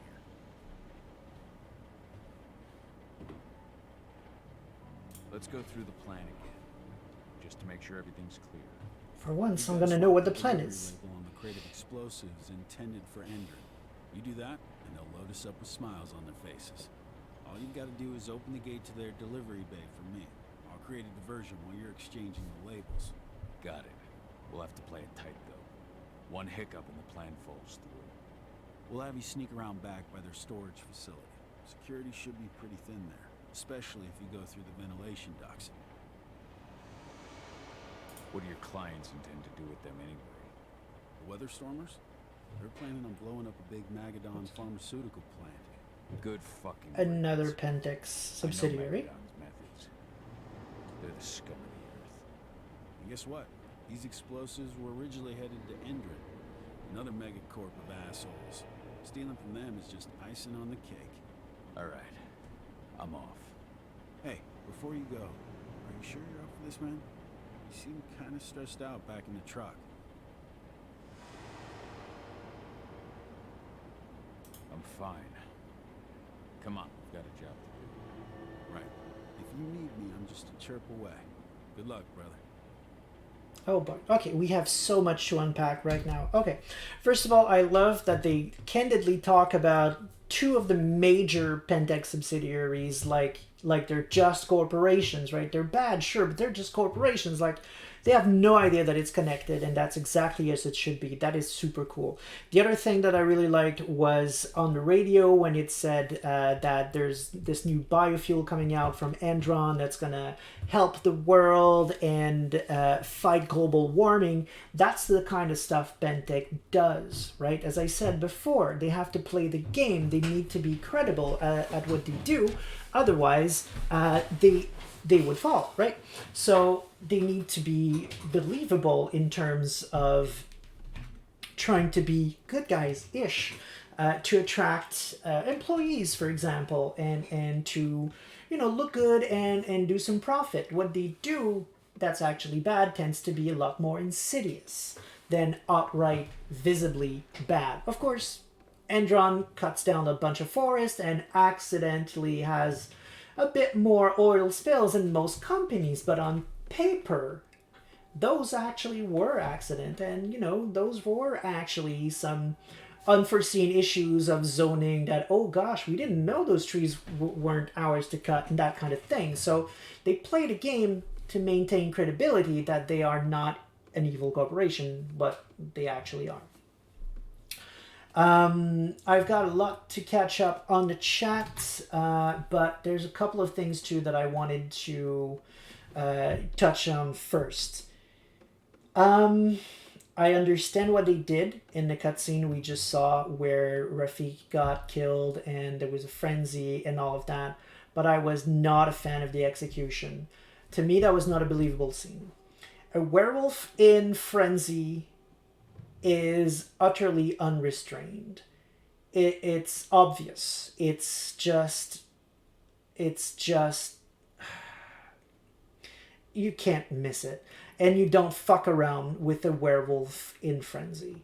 So I like that Rafik did not waste any time in attacking, but Rodko staying in Hamid next to it, just waiting for it to happen, was like, just, that was weird to me. I can tell you in game when you play werewolf, the fucking second someone is in frenzy, everyone is spending rage, going in Krynos and holding that werewolf down before it can kill people. Werewolves are dangerous, and that's just true in general. In frenzy, they're just a bomb waiting to happen. You don't fuck around with a werewolf in frenzy. So for me, that was a bit weird. For me, it looked like Rodko was a complete noob and was just like, oh no, my friend is in frenzy. What can I do? Like, as if that's something that never happened before.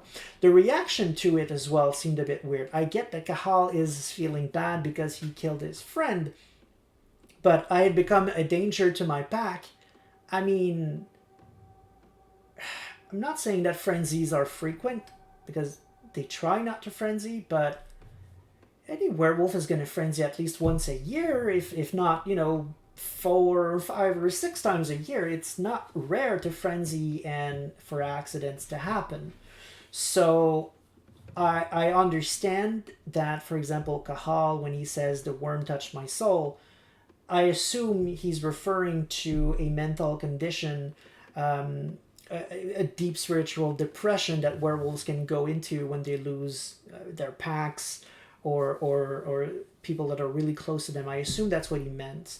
Because if he implied that he was in a thrall of the worm at that time, I mean, that's a frenzy on steroid, and I barely believe that he was in frenzy at that point, so that was not a good representation of either of those things, according to me. I understand what they tried to do narratively, but in terms of representing, of werewolf representation of frenzy and or maybe even thrall of the worm, that's not super clear. That was nowhere clear. That was nowhere near. Okay. Now, chat. To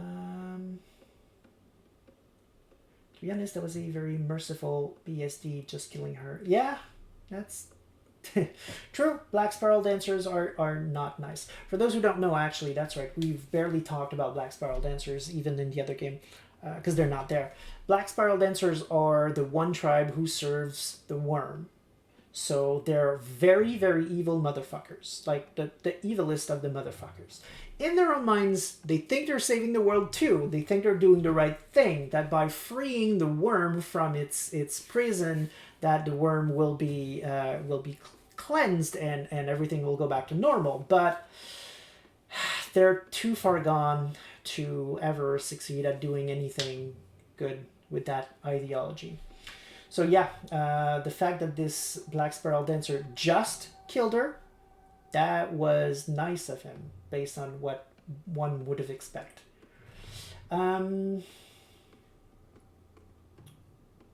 That's why I think Rafik was just kin.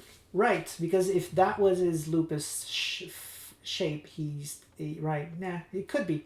But usually lupus kin don't do anything other than stay in the forest. Werewolves don't mingle with their lupus kin, according to some books. They do in some other books, but the ones that really, really focus on the wolf experience tend to go for werewolves just leaving them alone so that they remain wild. They remain uninfluenced by the werewolves themselves and can just remain normal wolves.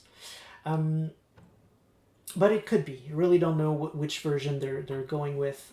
But if it was a werewolf, I really hope that was his Hispel form, because a lupus going one-on-one on a Krynos like that, that's not a good plan. And I guess it's credible too, because it was a quick kill.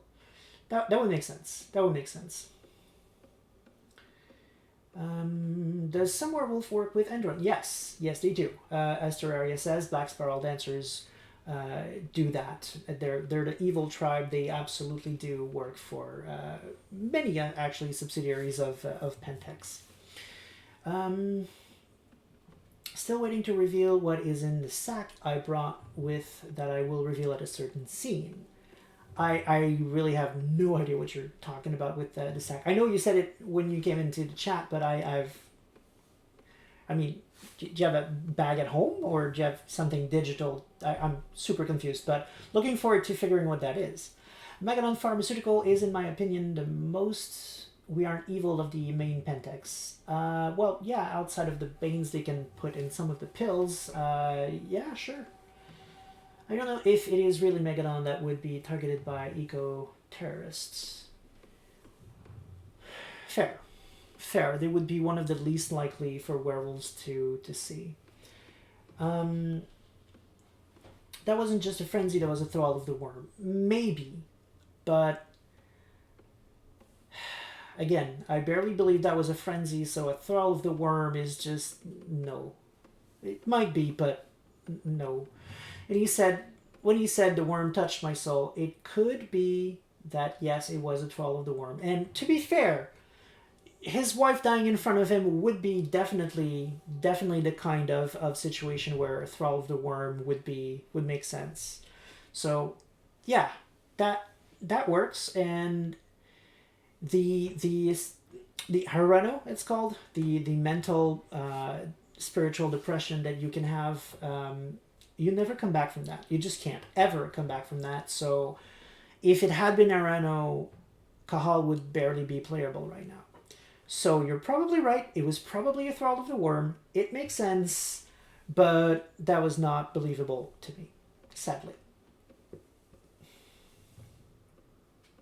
Gene Test says, could Rodko be a kin and they consider them as part of the pack, like the wife is a kin, right? I'm half listening. I might have missed a scene. Could be. However, they specifically said that Rodko was the pack leader, so I doubt it. It would be very weird for a kin to be a pack leader. Could happen, I suppose, but that would be really outside the scope of the books. It would be either something that's new for W5 or it's a liberty that was taken from the developers so far. I like the game, by the way, so far. There's a lot to like in terms of the feel and the setting. The only thing so far that I felt was problematic was that frenzy right there. It was, I mean, it should have been a lot louder, a lot more growling, a lot less self-control, and it ended so quickly too. That was weird to me.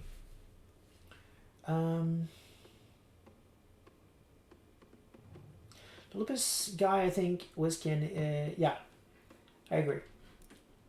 It means okay, perfect. So we're up to date with the chat. Is Rashazan still there? We haven't heard from him in a bit. I'm just hoping I didn't say something off earlier because I'm just having a conversation. I'm not trying to put anyone off. If you're still on the chat, bro, can you just let me know? Just want to make sure we're cool. I appreciate that. Zelef says, what is Thrall of the Worm exactly? Okay. Thanks. Okay, cool. Thank you, Rash. Okay, so what's a Thrall of the Worm? That's a very good question. We have not spoken a lot about Rage and Frenzy in the chat. So, let's go over that a little bit. Okay, so there are two versions going around of why werewolves have rage. So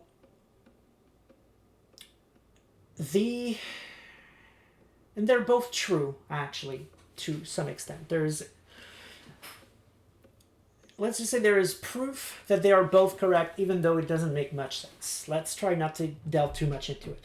The first version is that Luna, the moon, the spirit of the moon, gave werewolves the gift of rage. And with rage, they can shapeshift.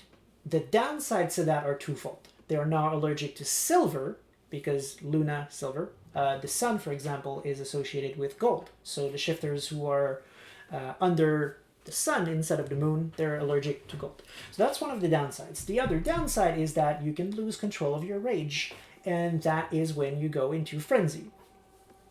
So from a mechanical perspective, whenever something pisses you off, you make what's known as a rage roll. And depending on how well you rage, you get rage points that you can spend into shifting quickly, getting extra actions, and generally fucking things up more efficiently. But if you are too good at that roll, if that roll is very, very successful, you lose control. You have a burst of rage that is too big for you to hold in, and you rage out, you frenzy. In theory, when you're in frenzy, you kill anything and everything that is near you, regardless of what it is. You're not even conscious anymore of what it is you're ripping apart. It doesn't matter. You're pissed off to the point that anything needs to die. Especially the target of your rage. So if something pisses you off is someone in particular, you will probably recognize at least that one person, in the sense that you will zero in on that person and rip apart anything that's between you and that person. Anyone is fair game. It doesn't matter who it is. There's another kind of frenzy that you can have, which is a fox frenzy, which is that something scared you so much that your animal side took over and you're trying to flee from the source of that of what scared you. And once again, everything in your path is fair game. Doesn't matter who or what it is. You're gonna fuck up anything that is preventing you from getting as far as possible from the thing that scared you. Now, there are some exceptions to this. If you're in a pack, for example, your spiritual link to the members of your pack can allow you to recognize the people who are in your pack so that you don't rip them apart. That, however, is only possible if you have more gnosis, which is your spiritual essence, essentially, than you have rage. If you don't, you're still going to kill your packmates if they're in your way. So obviously, Cahal right there has more rage than he does gnosis, which makes sense because he's a Hamid, and Hamids are not very spiritual, so they start with much fewer gnosis. And he's also an Ahroun, a warrior, which start with a lot more rage. So that made complete sense. That part worked very well. That he killed the wolf there, despite the fact that it... Personally, I think the wolf is I think it was a werewolf. It was a member of his pack. But it could also be a kid. But either way, he would have killed them anyway, despite that, because he was in a rage. Now, there's another step to rage that goes with the other theory, that rage was actually given to werewolves by the worm. And it is therefore a corrupted power in a certain way. And what happens if you get even more successes on your roll, like if you get successes, you get rage point. If you get too many successes, you go into frenzy. But if you get even more, you fall into what's known as a thrall of the worm. And that is just undescribable. I mean, I'm looking for a word that would be strong enough to describe how batshit crazy you're at that point, and I fail. You are just insane for the length of the thrall of the worm. By the book, in theory, the kind of actions you're going to do depends on your breed. If you're a Hamid, if you were born human, if you were born Krynos, or if you're born Lupus, your behavior is going to be slightly different. I'm not going to go into some of that because they are not PG-13, but ladies and gentlemen, I can guarantee you this game is not going to go into the themes that come up with the Thrall of the Worm, but it is not cool, it is not nice, it is definitely rated R. And that's really, really, really bad. And again, I think that's what it is. I think that's what it was. He was in a Thrall of the Worm, but it was not representative. Even in a normal frenzy, you are to the point where you're so far gone that you're going to hurt yourself. You're going to have zero restraint. You're going to hit things so far that you're going to burst your own knuckles. You don't care. They're going to regenerate in 4 seconds, but you're still going to hit stuff strong with so much strength that you're going to hurt yourself. That's just a frenzy. Thrall of the Worm is way worse. So yeah, because of the Thrall of the Worm, it gives a lot of credibility to the fact that rage was actually a gift from the worm. So who knows which one is true? Technically, canonically, they have put in the Book of the Apocalypse, the novel of the Apocalypse, that the worm giving it was true, but I'm not a big fan of that because, once again, they're allergic to silver, so it's got to be the moon thing. So I guess the truth is somewhere in the middle. It's probably was a gift from Luna, but since rage is something that is destructive in nature, probably the worm found a way to infect it somehow, specifically for the werewolves, because as far as I know, the other shifters don't go into thralls of the worm, even if they have rage as well. So maybe that's what it is. Okay, so back in chat.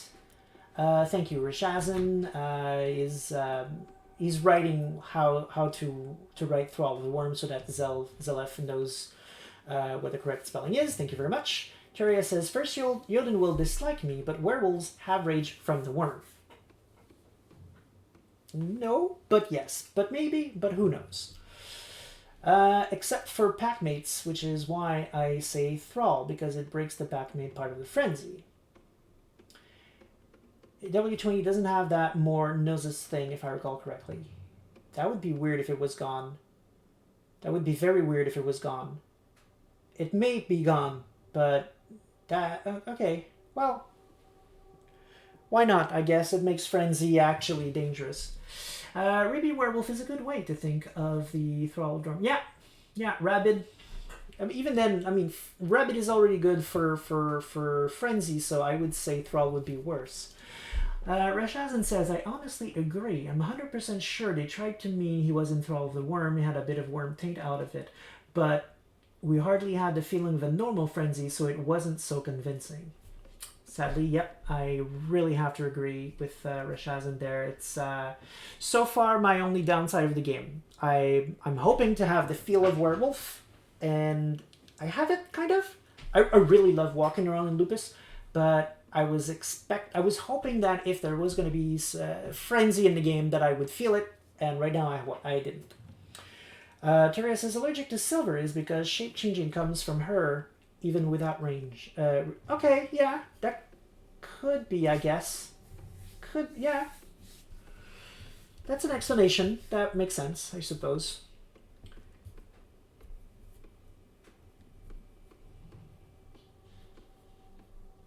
Yeah, I can see it. I just kind of wish the books were either more vague about it, in the sense that at least make it really a thing of unreliable narrator that is clear that we'll never know the answer, instead of putting really in the books, it's a gift from Luna, because several books just outright say it's a gift from Luna. So, I mean, if it was a character saying it, it would be something, but it's the text, the out-of-character text that is supposed to be correct, that is saying that, so I don't know what to say. Zelef wants to know what's a kin. Right, okay, so being a werewolf is a gene, okay? You're born a werewolf. So if you have the werewolf gene, but you are not chosen by Luna to actually become a werewolf, you are what's known as a kinfolk. You don't shapeshift, but you are immune to delirium, so you're able to look at werewolves in their war form without losing your freaking mind. And so your family members, you're close people to the werewolves, you tend to work with them, trying to do your part. A lot of the time that's, for example, raising the kids, having kids because we need more warriors, or it could be just raising money so that the local werewolves don't have to worry about that. They can do their thing, they can fight for Gaia, but still have a warm meal because someone has gotten out and done the groceries and things like that. But kin can also be on the field and help out, like we said earlier in the game. We saw that that's what they did with Cahal's wife. She's a kinfolk, but they also use her in the field, which I'm a fan of, and I really, really like that they do that in this game, and I hope we're going to see more of that in 5th edition. Taria says, Garu are chosen of Gaia. Kinfolk have the genes of the werewolf without being chosen. That's extremely correct. And Reshazan says, just checked. You don't attack packmates in Frenzy when your Gnosis is higher than your Rage in W20 as well. Thrall of the Worm doesn't care about your Gnosis, though. That makes complete sense to me. Thank you for checking that out. Okay, let's play some more. It's already 9. We're barely out of the tutorial, which is fine, by the way. I love the questions, and that's what I'm here for, answering them and talking about where... Oh, I thought I was being clever and finding a way, but it's where I need to go. Okay. Why are you sneaking, bro? Why are you sneaking, bro? Run.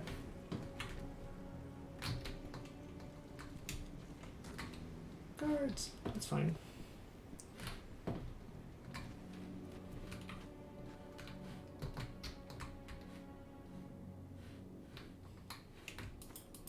Alright. Can't break the window and do anything. Alright, so we're climbing. But we're gonna do it in style. Oh, that was weird. Okay. Alright, chat is correcting me. I am still in the tutorial. Avoid cameras detection. That does it. This month's orders are packed in the delivery bay and ready to go. Alright. Do our inventory checks for next month. Well, I would have gone to kill you guys, but oh, okay. Now you're moving apart. I'm just gonna wait for that light to move a bit. And I'm gonna go get that guy right there.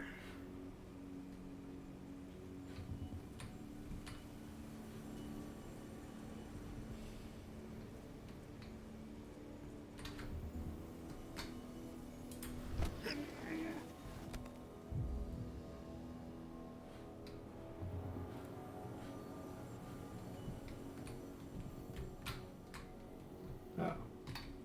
Okay. Fine.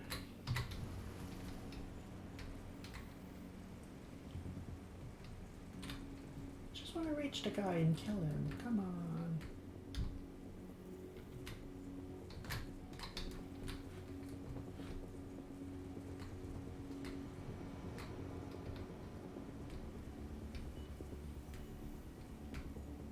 That light doesn't move. Or barely does.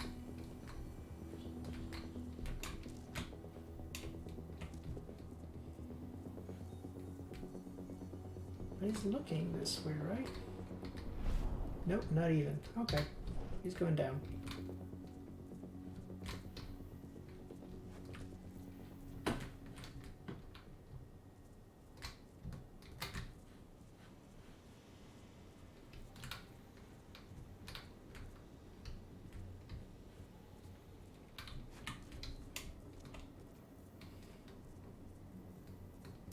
Bye-bye.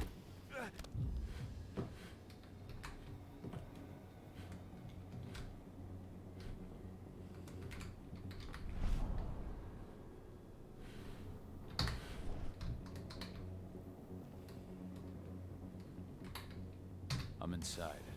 Good. Try to keep a low profile, would you?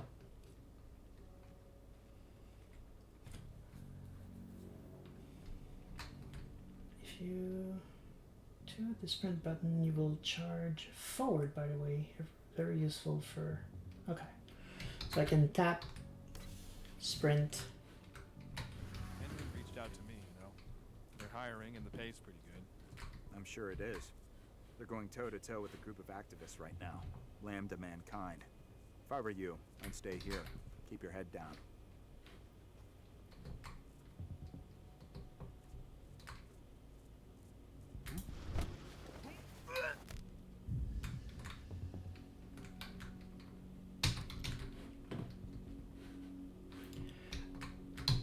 Oh, shit.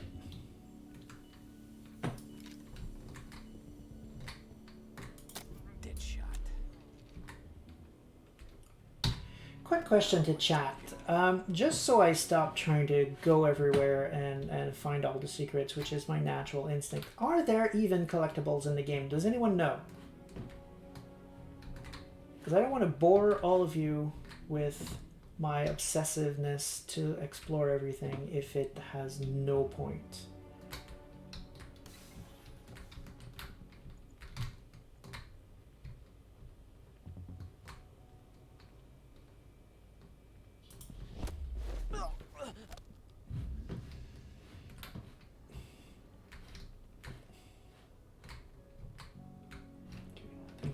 Here. All right. There are, but not yet. Okay. Papers only. Oh, yeah. I think I heard about that. Like the... Not by a computer. What computer?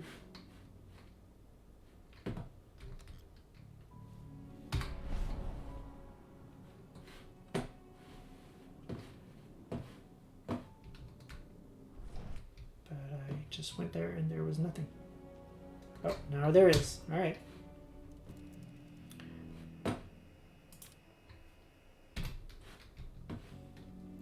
That seems like a very natural thing. Like, you have a secret compound and you, just for the hell of it, you just power off some doors. Not lock them.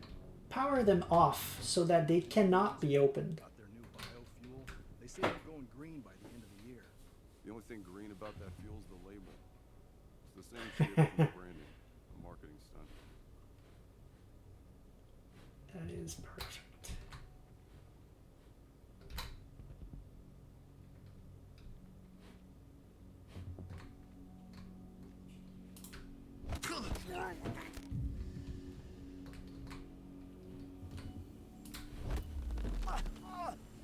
Well, that guy's blind.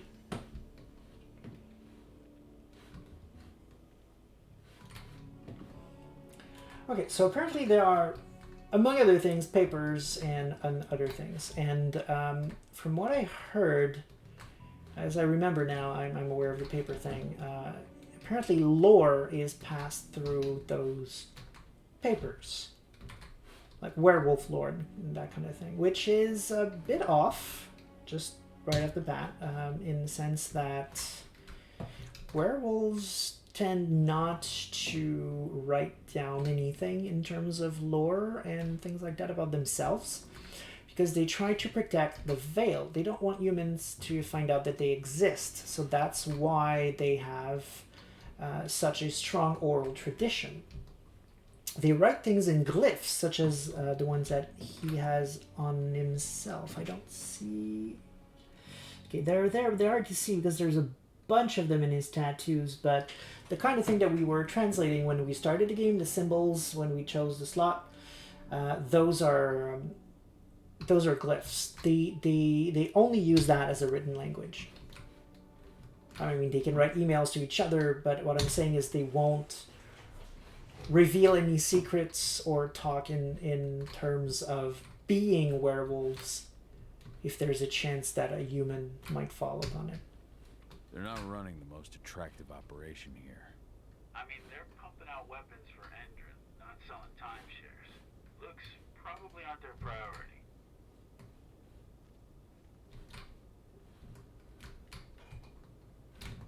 Still take a quick look. Alright, nothing here.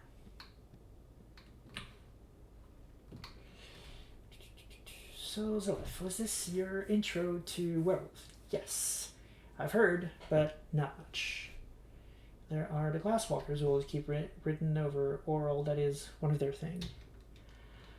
Well, they sure write a lot, but I would say, not that I know, because I'm really not of an expert on the Glasswalker, but I would expect even them wouldn't necessarily risk the veil, right? Oh. Could have skipped a whole section. Interesting. I mean, I'm sure they have some kind of a ShrekNet equivalent server that only they can access, for example, that's protected by spirits and that kind of thing, where they speak openly. That is something I will easily believe that they have. So that's going to be a fact. I'm going to try to kill as many as I can stealth, but I'm pretty sure that's not going to work. Good. See that command post next to the gate?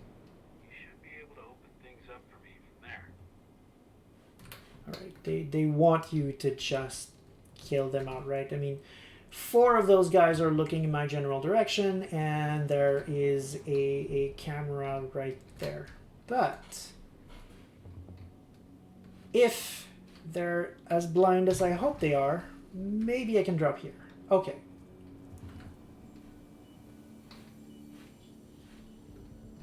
Alright. Can take a couple down, probably. I've heard the AI is rather dumb, so I'm fairly confident that I can get away. If I can kill this one guy who's walking around.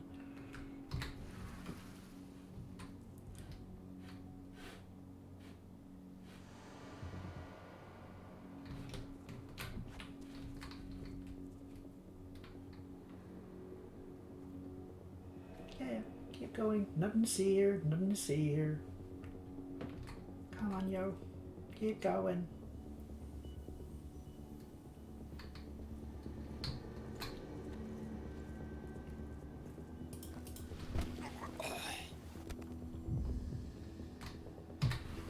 Back to Lupus.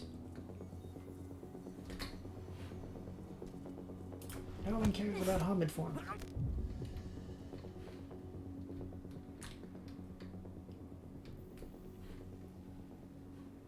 Okay, that's a camera.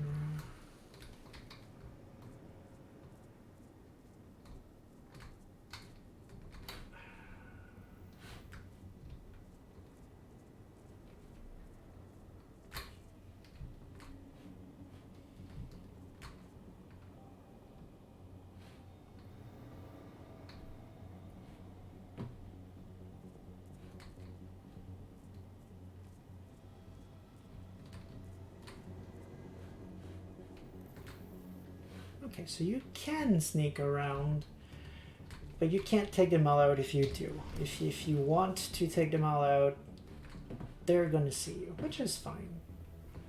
I don't need to kill everyone.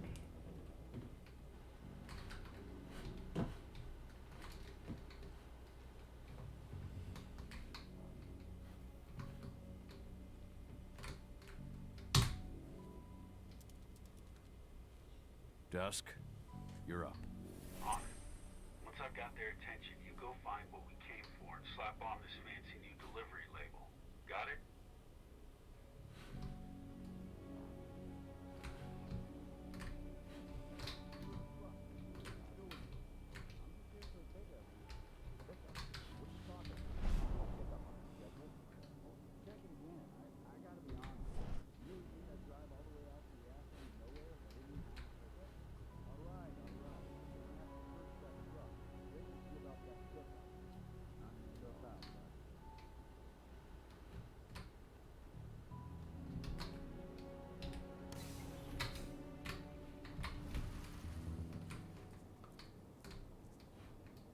Okay.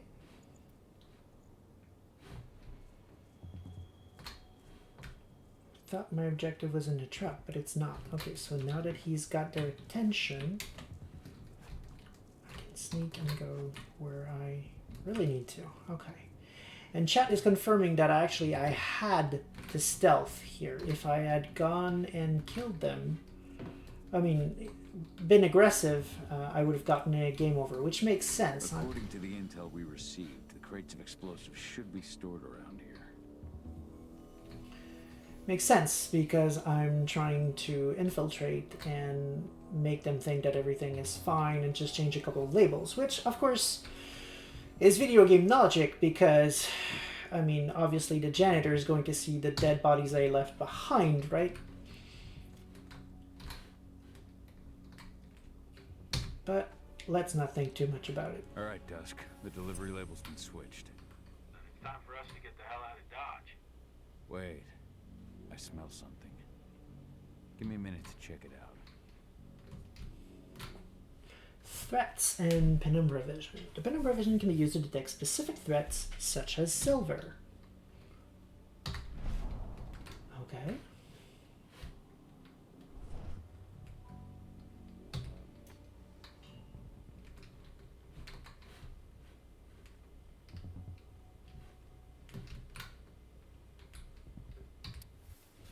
Keep the silver rounds to one side for the moment. The client hasn't paid the boss yet. Our love has ordered that nothing be delivered until the invoice is paid. That's a lot of silver. I smelled it. Silver. Whoever ordered this intends to kill Garu. Dusk. They're shipping out silver bullets. You know what that means. Change of plans? Change of plans. I need to find out who's buying these bullets and why. Buy me some more time. Okay. Already full, so I don't care. Oh, took him anyway. Whatever. Okay, let me...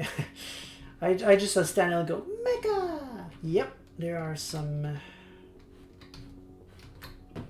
loader type bots in there. But let me just catch up with chat for a minute there.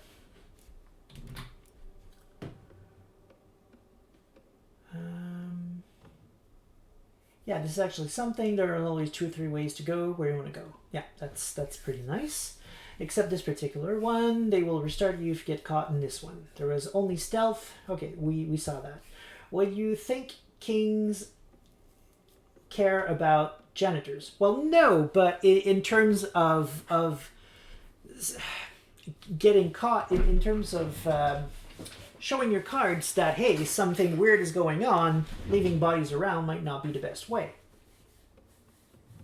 Cahal, why does immortal know what that means? Well, probably because Dusk isn't immortal, I suppose.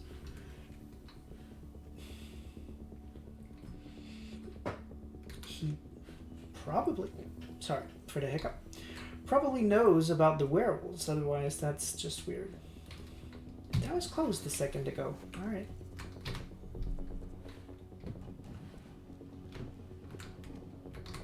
Or you broke the veil. I mean, it's not impossible. It's against the rules. It doesn't mean they never do.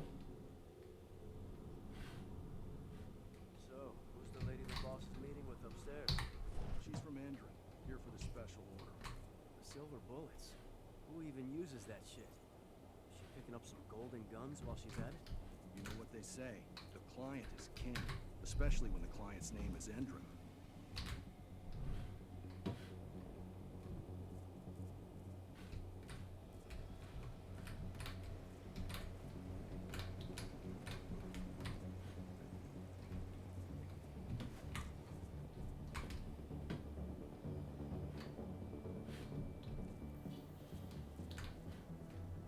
Why is there...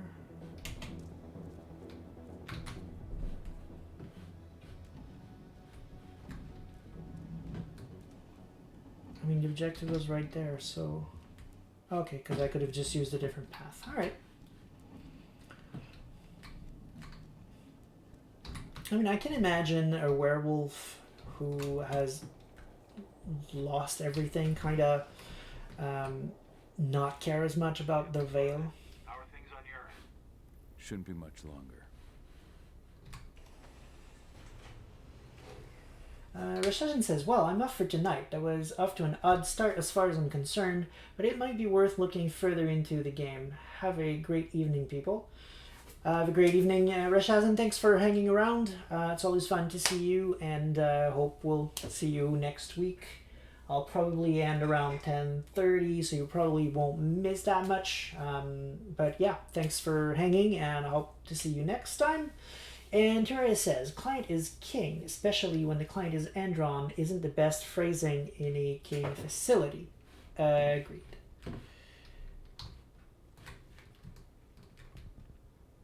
Unless that's literally the slogan, like, maybe that's a thing that the company says, like, King Breweries, where the client is king.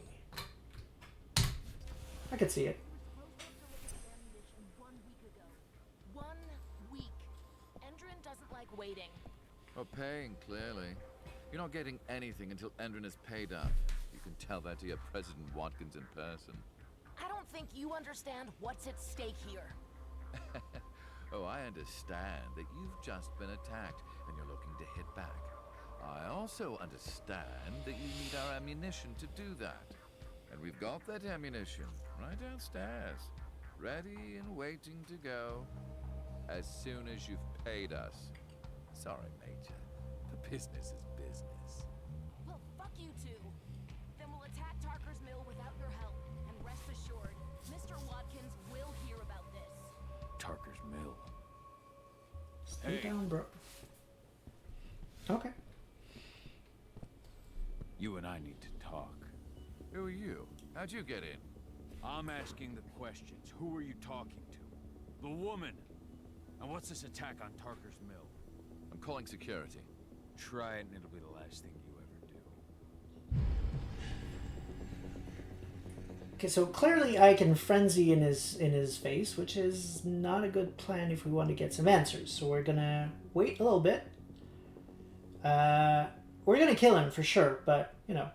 Question about a woman, I don't care much. She comes from Endron. I think we know everything we need to know about her. The attack, though, that sounds like something we want to know, or he must stop this. He's not gonna. It's just not gonna happen. So let's try this. The attack. When is it happening? How am I supposed to know? Tonight? Tomorrow? Endron doesn't exactly share that sort of info. Besides, it's not like I ask them for details. I just give them the toys and let them play. It's part of the reason Endron likes me so much. Come on now. I've answered your questions, but I'm a busy man. I've got things to do. Let's put a stop to this little farce. I advise you to stay put while I call my guards. This is your one. Nope, Die. Bollocks. Security, alert! What?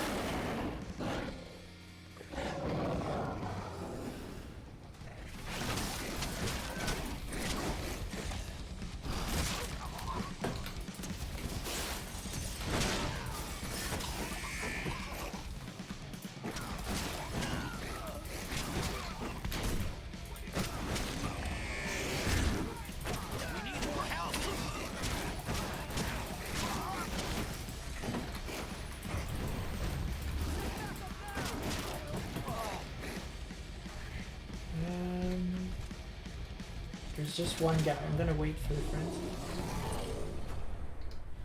Oh, spirit points. Tarker's Mill. My old cairn. Adana. I have to go back. Yep. Spirit points and skill tree. Press P to open the skill tree. Cahal will gain experience during missions or by finding spirits to unlock new abilities through his skill tree. Okay, that's fine. What the hell are those? That's a big gun. Interesting enough. Okay, let's try the skill 3 thing. Alright, so I got 1 point. Is that it? Mission, tutorial, and you go back. Okay, that's all we get. That's fine. That should be enough if they're interesting. Electric bolts, expanded magazine. Just security camera in the 4th centuries. Okay, we can wait. That's not needed now. Furtive hunter takes down our increased rage, gains even more. That's fine. It can wait. Crossbow kills now increased rage. Okay, that could be nice at some point. Slow motions now. We don't care. Wait. Activated upon detection. Oh. Give us more time to throw. That can wait. When aiming with the crossbow, multiple targets can be marked and chain killed. Oh, one day we'll want that. Ooh, spiritual link. Lupus easily perceives distant spirits with penumbral vision. Okay, and is this something we want? I mean, we don't even know anything about what spirits do in the game. Camouflage. The lupus is harder to see and detect for the enemies as long as he doesn't run. So far, I don't think we need it. They're pretty blind. Release the wolf. Rage gains an additional slot. Okay. Release the wolf 2. Rage gains 2 additional slots. Okay, that's interesting enough. Spirit of Fray. Kratos can now use the dash attack while in midair. Don't need it yet. Game's not hard enough for that yet. After healing, Kratos will now keep restoring extra health if it hits enemies. Okay, I like this one. Wild Strength. A healing will now blow enemies back. Kratos now has additional health. That's interesting. Silver Purge. Kratos can now partially heal silver wounds. In the spirit of not dying, I'm probably going to start with these. I know the game is supposed to be easy, but I just want to make sure that it flows well. The Kratos can now roar. A roar will knock surrounding enemies down. Heavy Leap. Leap now inflicts damage on landing. Okay, that's cute. Howl of the Wild. Roar now has an increased area of effect and inflicts damage. Dance of the Wind. Kratos unleashes multiple rotary and unstoppable attack. Okay, could be interesting at some point. Strength of Will.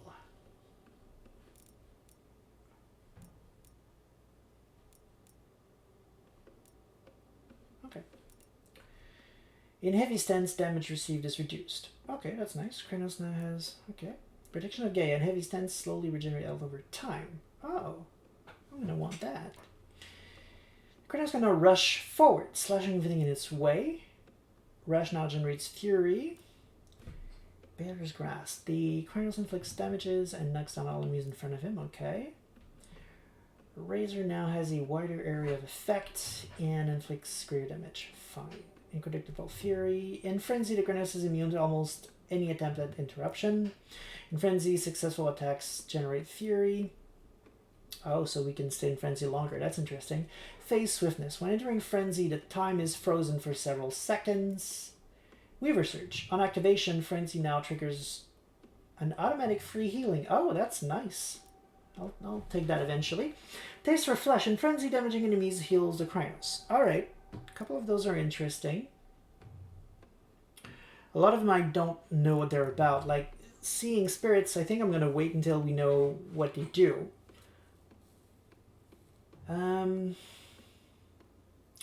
Let's catch up with chat. Waiter. Yeah, because of the harm, the arm of the lady. Which is definitely Weaver Tech. You're always default in cutscenes. It's funny, the ever-changing... Cut? Not sure. Sentinel says, what the fuck? Spirit points in killing. Yeah, I think that's just XP points. It's just remained XP spirit points aren't a thing in the tabletop RPGs. Zell wants to know what is the Weaver. I think Terraria explains a bit later on, so I'm gonna keep reading. Yeah, there it is. So there's the Wild and the Worm, and the Weaver is a third there to bring order. Tech, especially the internet, is considered her domain. This, the arm being Weaver. Yes, exactly. So Wild is more chaos, things that are undefined and pure potential. Weaver covers anything that is static, that is defined, that has a form and a definition. So anything that is technological is usually something that is very static, very understood, very clearly defined. For example, there are very strict rules to coding and things like that. So it's absolutely by default things that are Weaver in their flavor, and Worm is destruction essentially, but not necessarily bad destruction. It can just be something like dying of old age, for example, or at least that's what it was originally. So that's why there was a reaction to the Weaver tech, because that's a very advanced arm, and it's not the kind of thing you usually see in Werewolf. I'm not surprised to see Pentax having that kind of technology, but it's news to me. Such the mechas also is a very advanced tech that you don't usually see, once again, in Werewolf.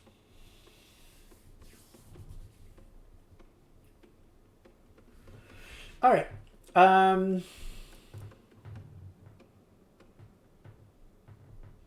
this is nice. This is only when we frenzy. This is something that's gonna wait, I think.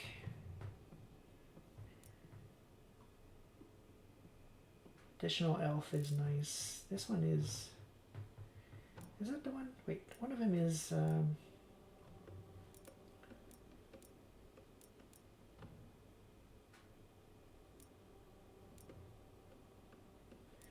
which one was the fact that... oh, that's the one. Heavy stance damage received is reduced. We have more health in heavy, and this one is... we regenerate. So I'm going to like these ones a lot, but for now, they're too far away. So let's try to go towards healing the silver wound for now. Oh, I have to hold. Okay. There we go. That's done.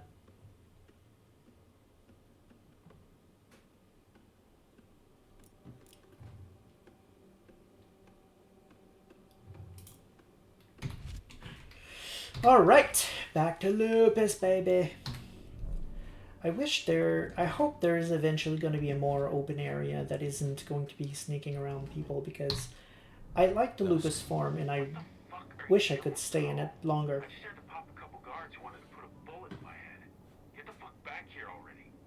Sorry, but I didn't have a choice.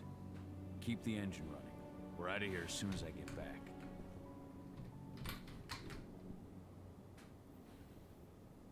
It's flashing, but I can't do anything with it. Okay, that's weird. Collect flasks. Press F to take a sip on a flask. Cahal will grow his rage each time he takes a sip on the flask. Yeah, I'm not sure I like the implications on that, but okay.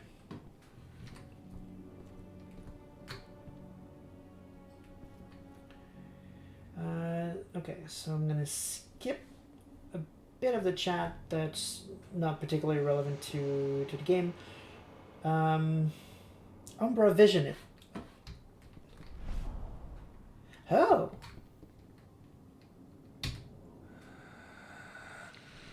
Spirits and experience. Collecting spirits will grant Cahal spirit points to improve his skills. Collecting spirits. Why don't you all come home? I'm going to show you my collection of spirits. I have plenty of them. No, not spirits that we drink. Little, just creatures from the Umbra. They're in my home. I have a shelf full of them. Okay. So chat is saying that this is the other collectible. Okay. So seeing them in the Umbra Vision will be useful because that's essentially more XP and we like that. Gotcha. Gotcha. Take some in tactical for your stealth. Do you mean the flasks? Because I got it. Okay. I think that's that for now. Okay, I could go there, but it's locked. I assume... Oh, not even. It's not connected to anything. Alright.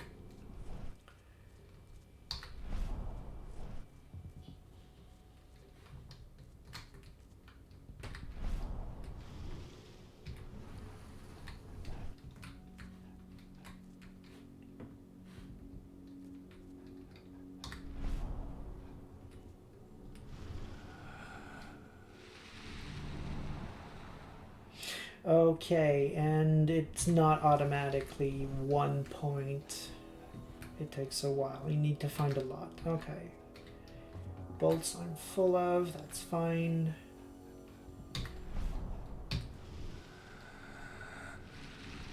It's so weird. I'm not sure what they were going for there here, but that's not by the book, let's say. Okay, camera off, bye-bye. Can I save manually? No. Okay, gonna have to get used to this. I call them sniffs because he's smelling them and I find it strange. I agree. I mean, I understand that it's technically absorbing their noses, kind of. I think that's what they're going for. But the implications are bad. Like, before you can just absorb a spirit's noses, it implies you put it in slumber. So essentially, to do that, you have to beat them to a pulp, and just before they reform, you absorb their essence, which means you've killed them, you've destroyed them. They're never coming back. They're not going to successfully reform. If you were to do some shimonage with spirits, they could give you some noses. That would make sense. But then again, noses isn't experience points, so that's a bit weird to me. As in, it's extremely weird to me.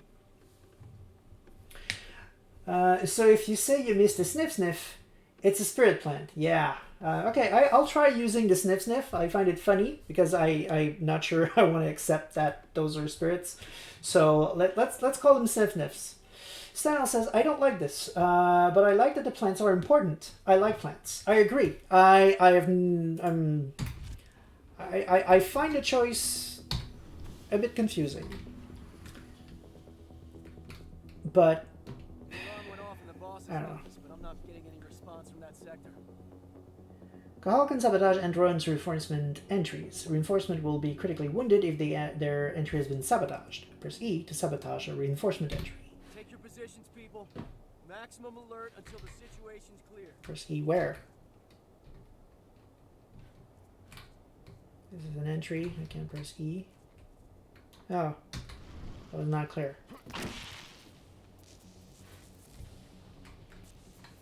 Okay. Oh, you see me, eh? It's not going to stay true for very long.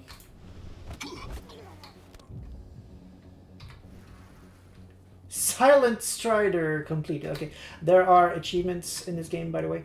So, one of them apparently is called Silent Strider because I killed people silently or something like that.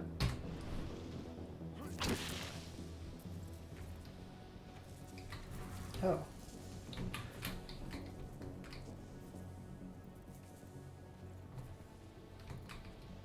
Huh?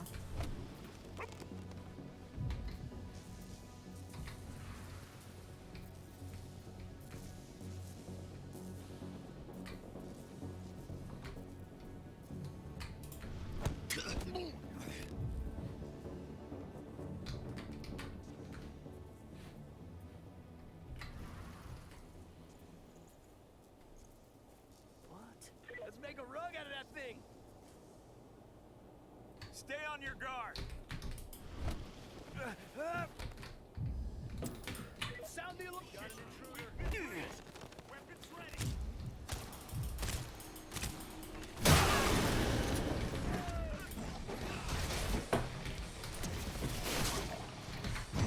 Send back up! Oh, alright.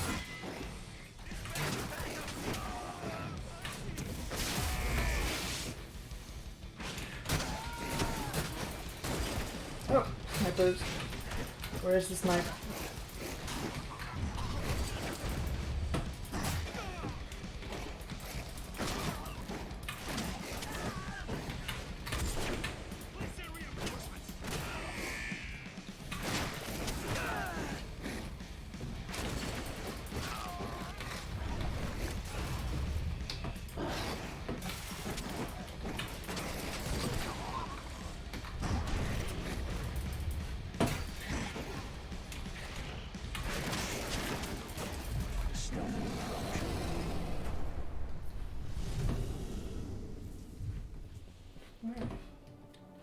Well, as we discussed when we were reviewing the gameplay preview, I like the fact that you're stealth until you're not. Like, it's not a problem to suddenly lose stealth, like in many other games. It just means you're going to have a few more enemies to deal with, and I'm very much okay with this. I don't think there's anything hidden here or up there. Oh, maybe here. That sounds like a nice place to hide something. It's probably just going to take me back to where I was going anyway, but... No reply from the delivery bay either. Shit, what's going on? Okay, let me just catch up quickly to the chat. Tara says, you know, Silent Striders, at least from what I know, are one of the tribes with the least troubled past. But I might be wrong. Stenel says, they just have a troubled present. Not being to stay at one place and being ghost magnet. Yeah, that's very true.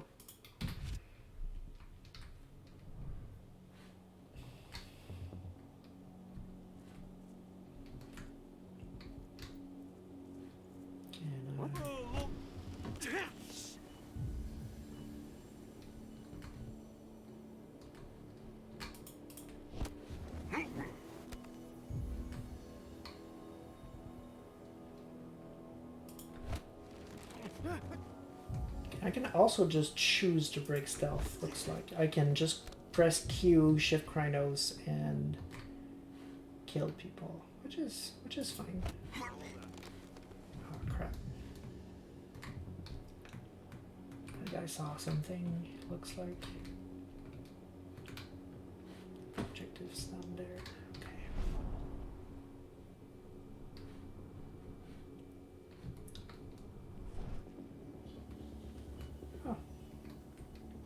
Don't mind if I do.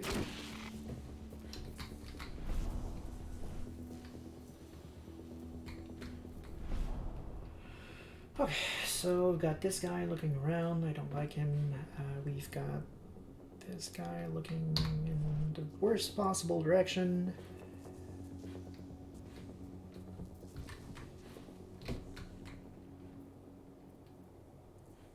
Okay, I can easily take you down.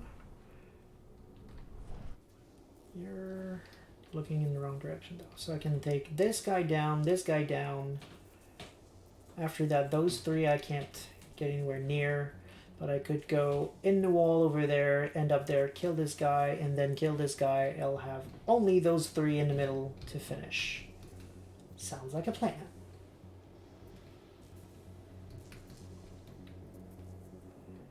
Let's try this.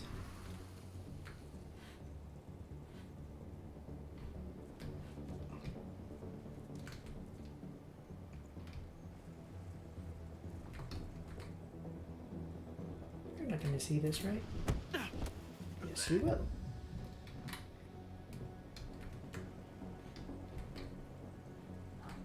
Dispatch, we got trouble. Damn it. Be ready for anything. But it was a good plan. Loose wolf. Fine. I like my plan. It was all, you know, planning.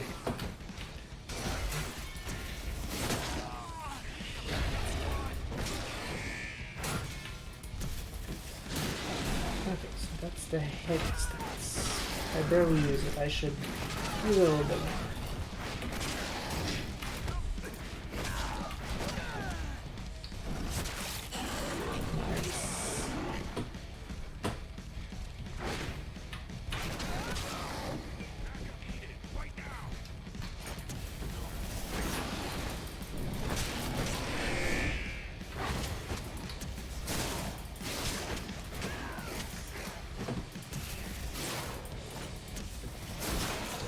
Frenzy, I guess. Sounds like a good moment for it.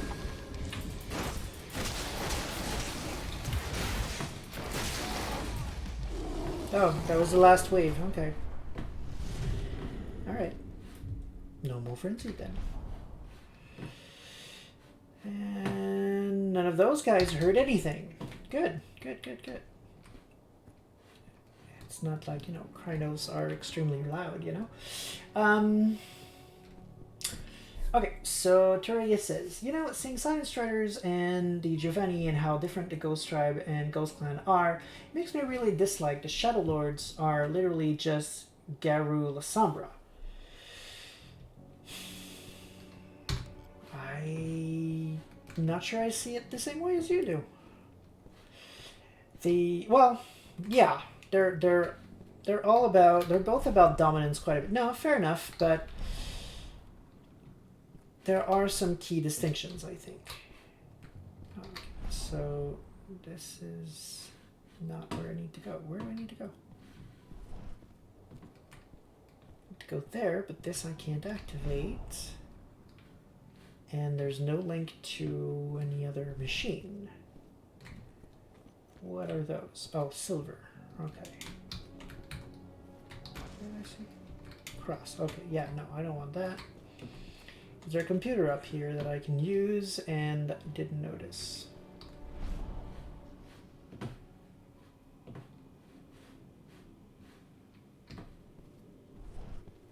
Okay. Can I open this? Yes. Not sure why I'd want to, but I can. Oh. Want to because plant. Sniff sniff. Yay, we have a spirit point. Oh, more sniff sniffs.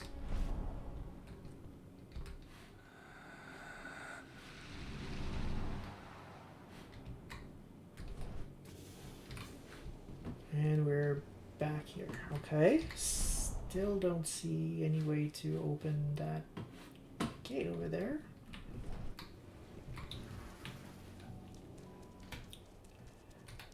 Am I just being dumb here? Do I? Oh, there we go. Yeah, I was being dumb. Okay, so... Okay.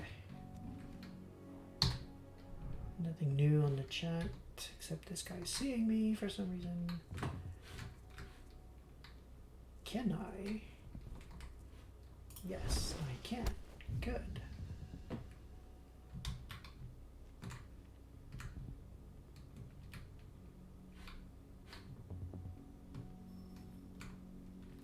How good are you at spotting things? Like, can I get away with this? Yes, I can. Okay, it's good. There's a dude there that I can easily take. Nothing in there.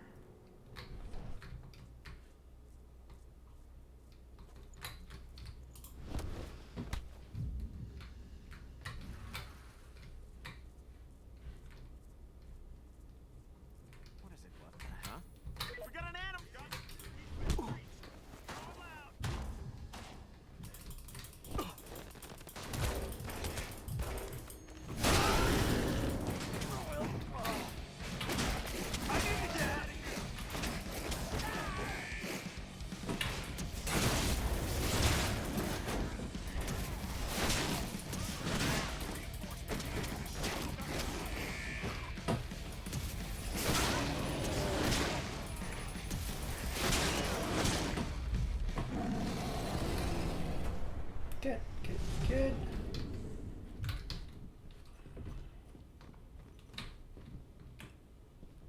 Could have sabotaged. I should have, actually, but that's fine.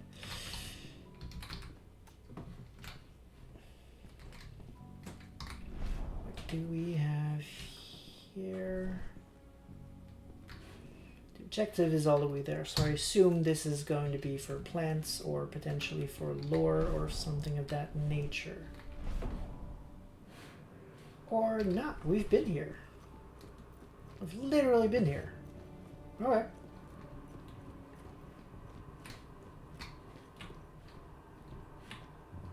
The truck used to be here.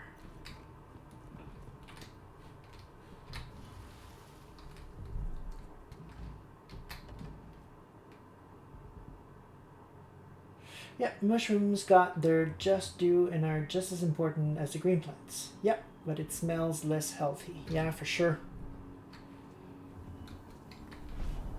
So this is where all the guards used to be. And it seems to be empty now. At this point, we're just trying to leave, I guess. Oh.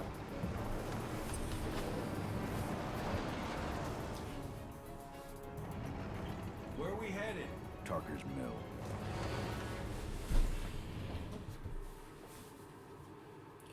Washington State Forest. Cahal discovered that Endron, a global energy corporation, was about to launch an attack against his cairn. Putting an end to a 5-year exile, the Fianna warrior returns to his former home, fearing for his tribe and for his daughter Edena.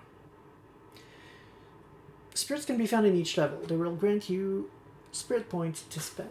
Sorry for the hiccup again. We're too late. Endron is already here.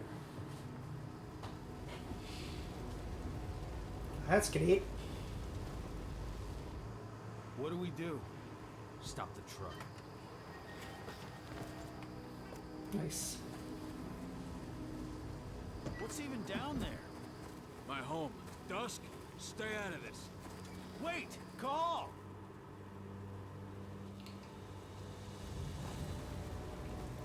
Rodko! Rodko, they've cleared our northern line. They have an exo. What? We'll take care of the wounded later. We have to stop them. Let's go! Move!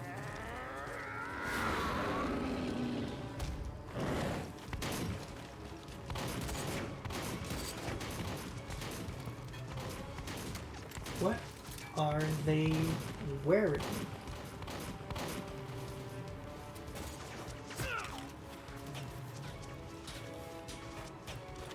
Over there!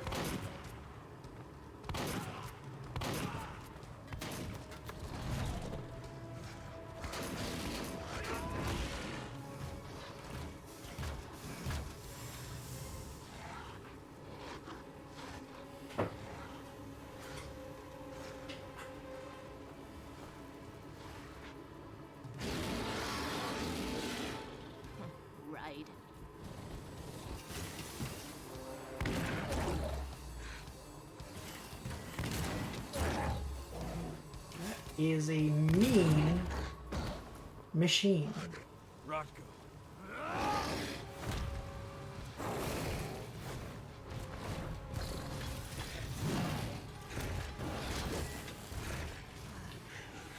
You'll regret that.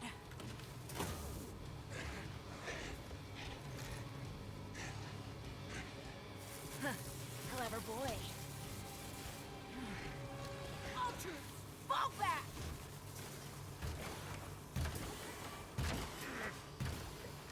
Fucking Silver. Tell me, where's Adana? Don't worry, Cahal. Your daughter didn't fight this battle.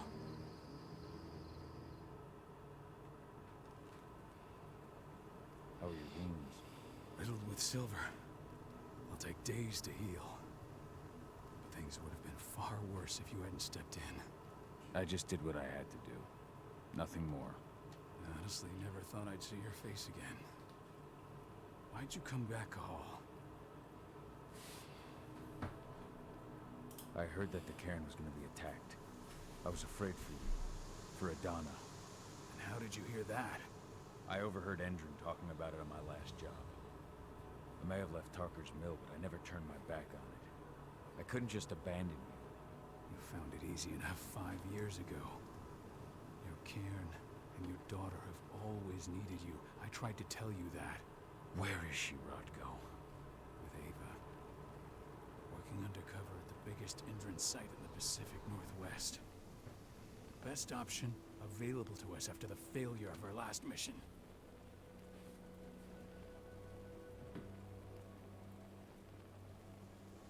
Your last mission? What do you mean? You remember the old abandoned mine not far from here? Indran bought it and turned it into a training center for their new recruits. I launched an attack to wipe them out, but Tank Girl stopped us. The woman you saw in the exo during the attack, she drove us back. Tank Girl, you call her. I encountered her during my last mission. She was trying to buy silver bullets from an arms dealer. That's where I learned she was planning an attack on the cairn.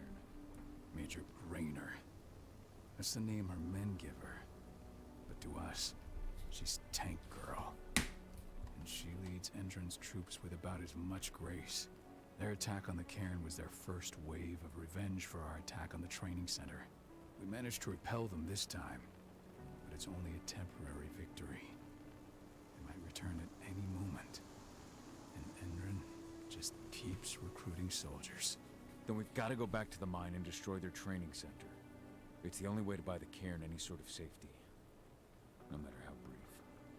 Go back? No. Not until I'm well again. Then we can strike.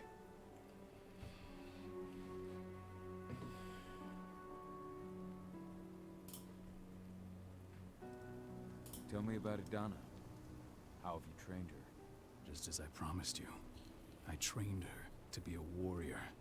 I taught her everything she needed to fight, to defend herself, so that we wouldn't see a repeat of what happened to Ludmilla.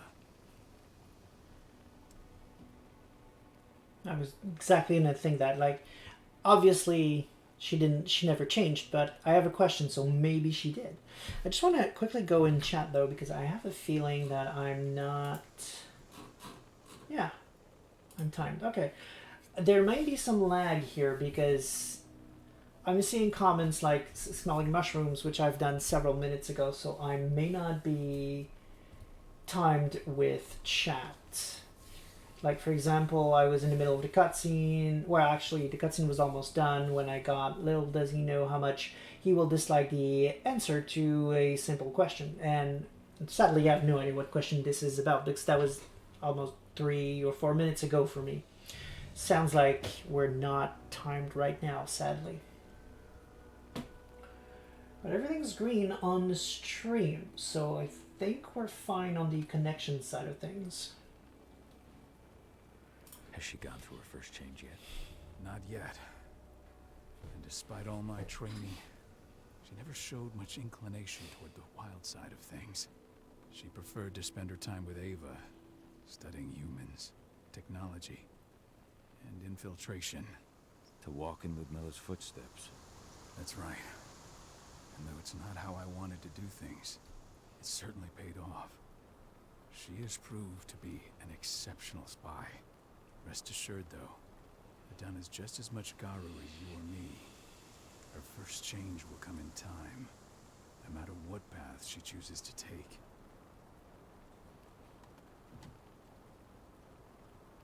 Tell me about Ava. How's she doing?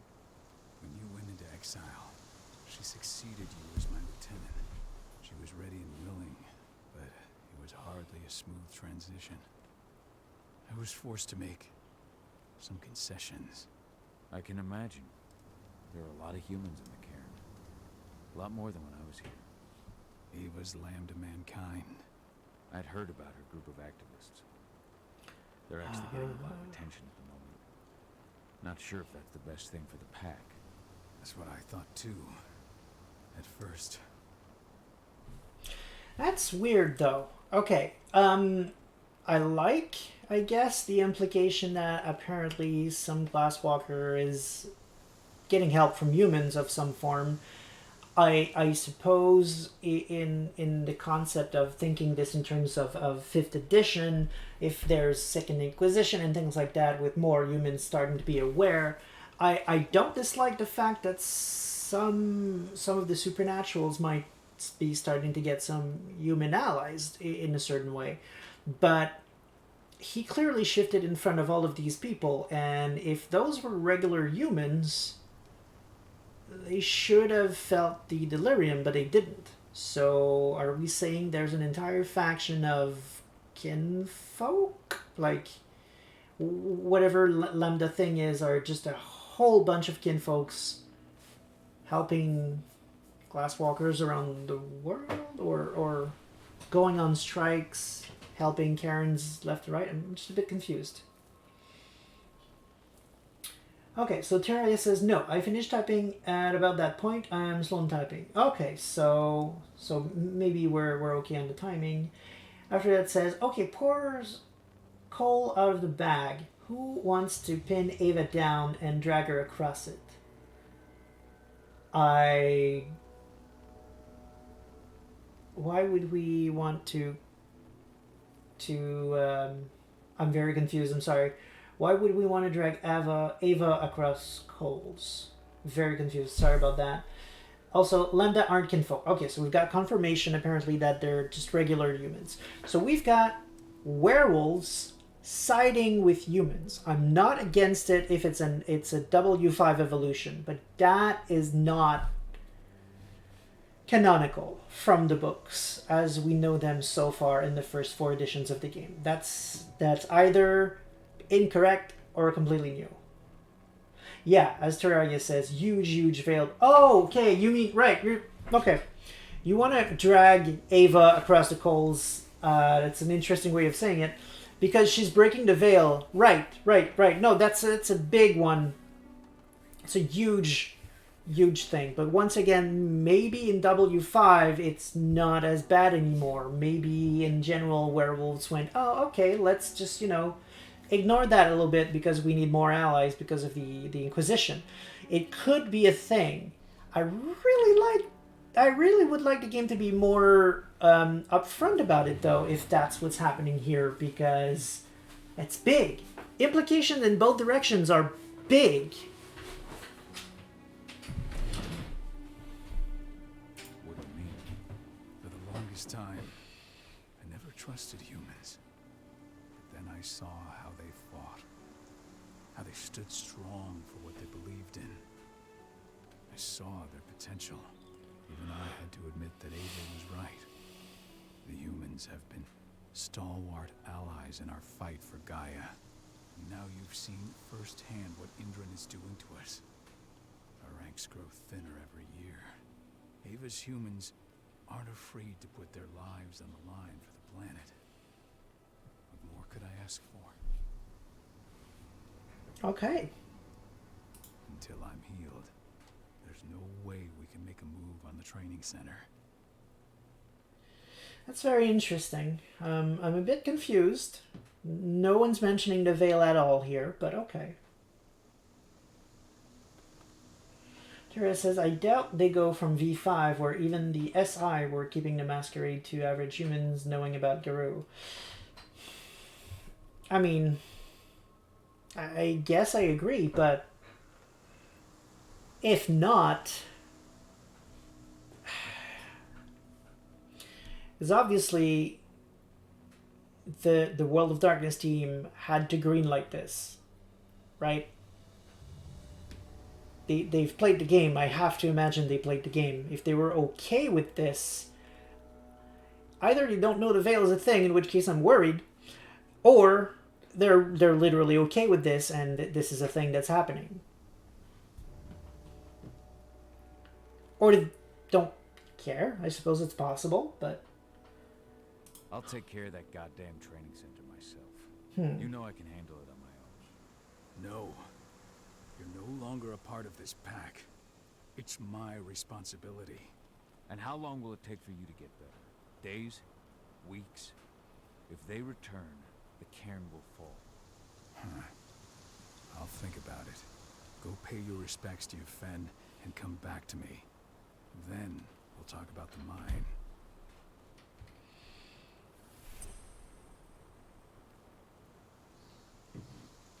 Paying my respects to Ifan. That sounds a lot like the Cairn Totem. So you know what? I think I'm gonna call it here tonight. It's already... They killed my son. He's lost a lot of blood. I don't know if he'll make it through the night. Has anyone told his wife yet? She's gone. She bled out just before they shot him. Okay. I'm not going to move around anymore because the game, I assume, saved at the end of that conversation, or I really hope it did. I'm going to keep exploring this and seeing what sounds to be like the Cairn patron for next, because it's almost 10:30. So I prefer to keep all of that good stuff, all of that juicy stuff for later. I think I've seen the totem in some of the movies, and it sounds pretty cool. I want to take the time to really, you know, pick it apart and study it carefully. And that's not something I can do right now, because if I start that, we're going to finish around midnight, and I don't want to do that. So I'm going to leave it for now. Next week, when we're going to pick it up right here. So let me just... still no save. Oh, not sure I like that, but okay. Main menu. Let's live with that, I guess. I will catch up with the chat and call it here. So...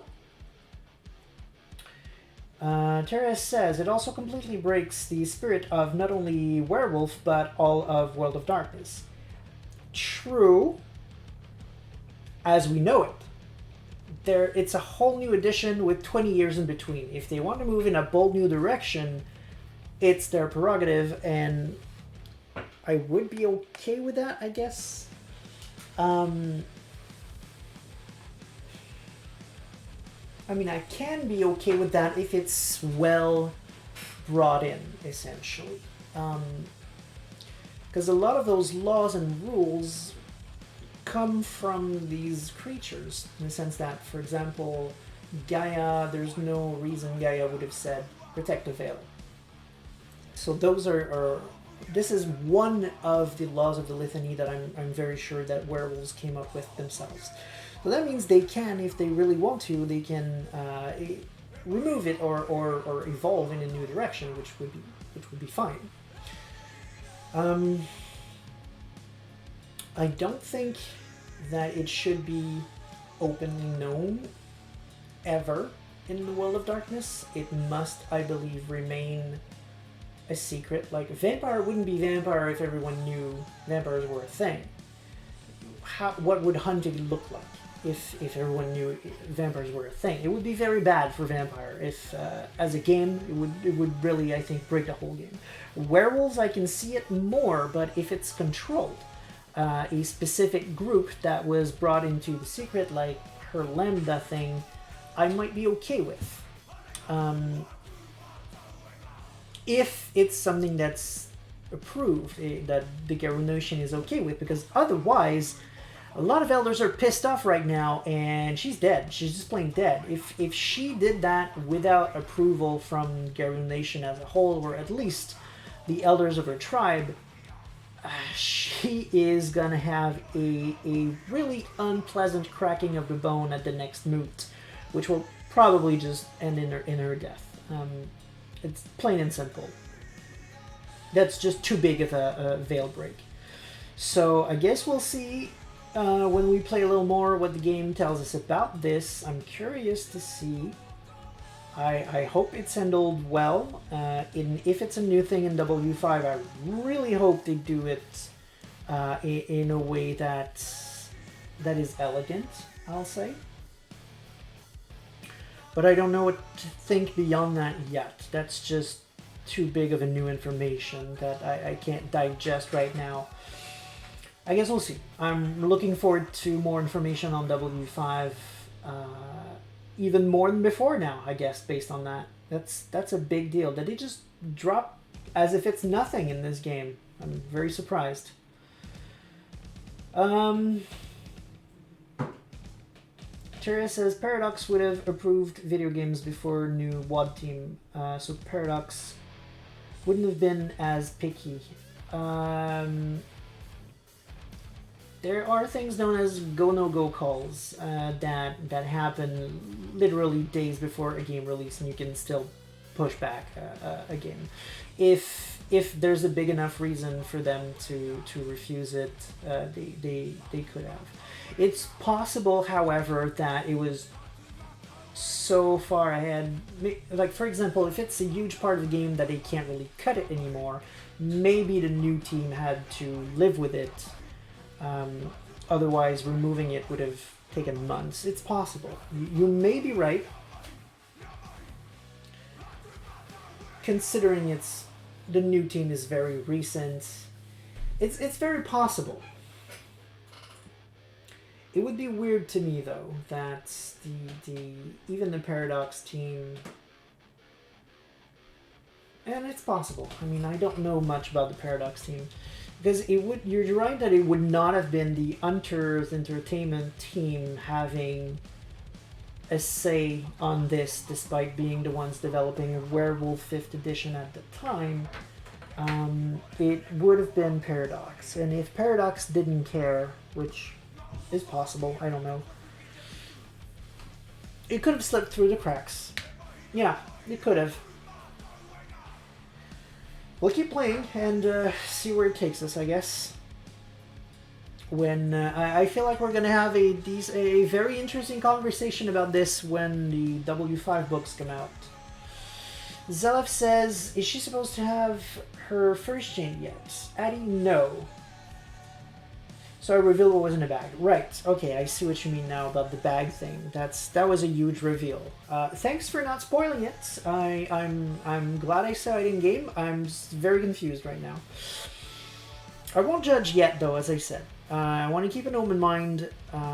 It could be something that, for example, Hunters really wanted to do at the time, and maybe that's something that the WUD team weren't keen to, and hell, maybe that's even why they brought the development back in-house. We don't know. I guess it's one of the kind of thing that can happen because when you think about it, White Wolf, the new White Wolf did V5, then they got closed, Paradox got the rights back, and they licensed their books to left and right to all kinds of companies. So you're bound to have inconsistencies. I mean, there's nothing preventing one of the teams from not giving much of a damn of what happened with Vamp and think that their idea is cool, that they're going to push it through until it passes. For example, I don't know. There's many things that could have happened to explain what we're seeing. Now that the game is back in the hands of Justin Achille, I honestly think, from what I know of him and what he's been saying and producing, if you look at the book that just came out, the new book, the Vampire book that just came out, it feels to me like the intent is to remain in tune with what V5 did. So honestly, I don't think that's going to be a thing in W5. I trust that Justin is going to try to make sure that everything lines up together. Yeah, it sounds like something that happened in, yeah, before he came on board. Got approved somehow, a bold new direction or something like that. And I don't think that's something that's gonna stay. That's my guess right now. As for the first change thing, well, usually that happens at puberty. So that would have been around the time she was when we met her before the 5-year time gap. She'd be a bit old right now for the shape-shifting, but based on Heart of the Forest, I frankly think that this is a thing that's going to change. I think the first changes are going to be later in life now. Hey, Parcat! Thanks for coming! Unfortunately, I'm literally just done. I'm going to be stopping for now. I did about 3.5 hours.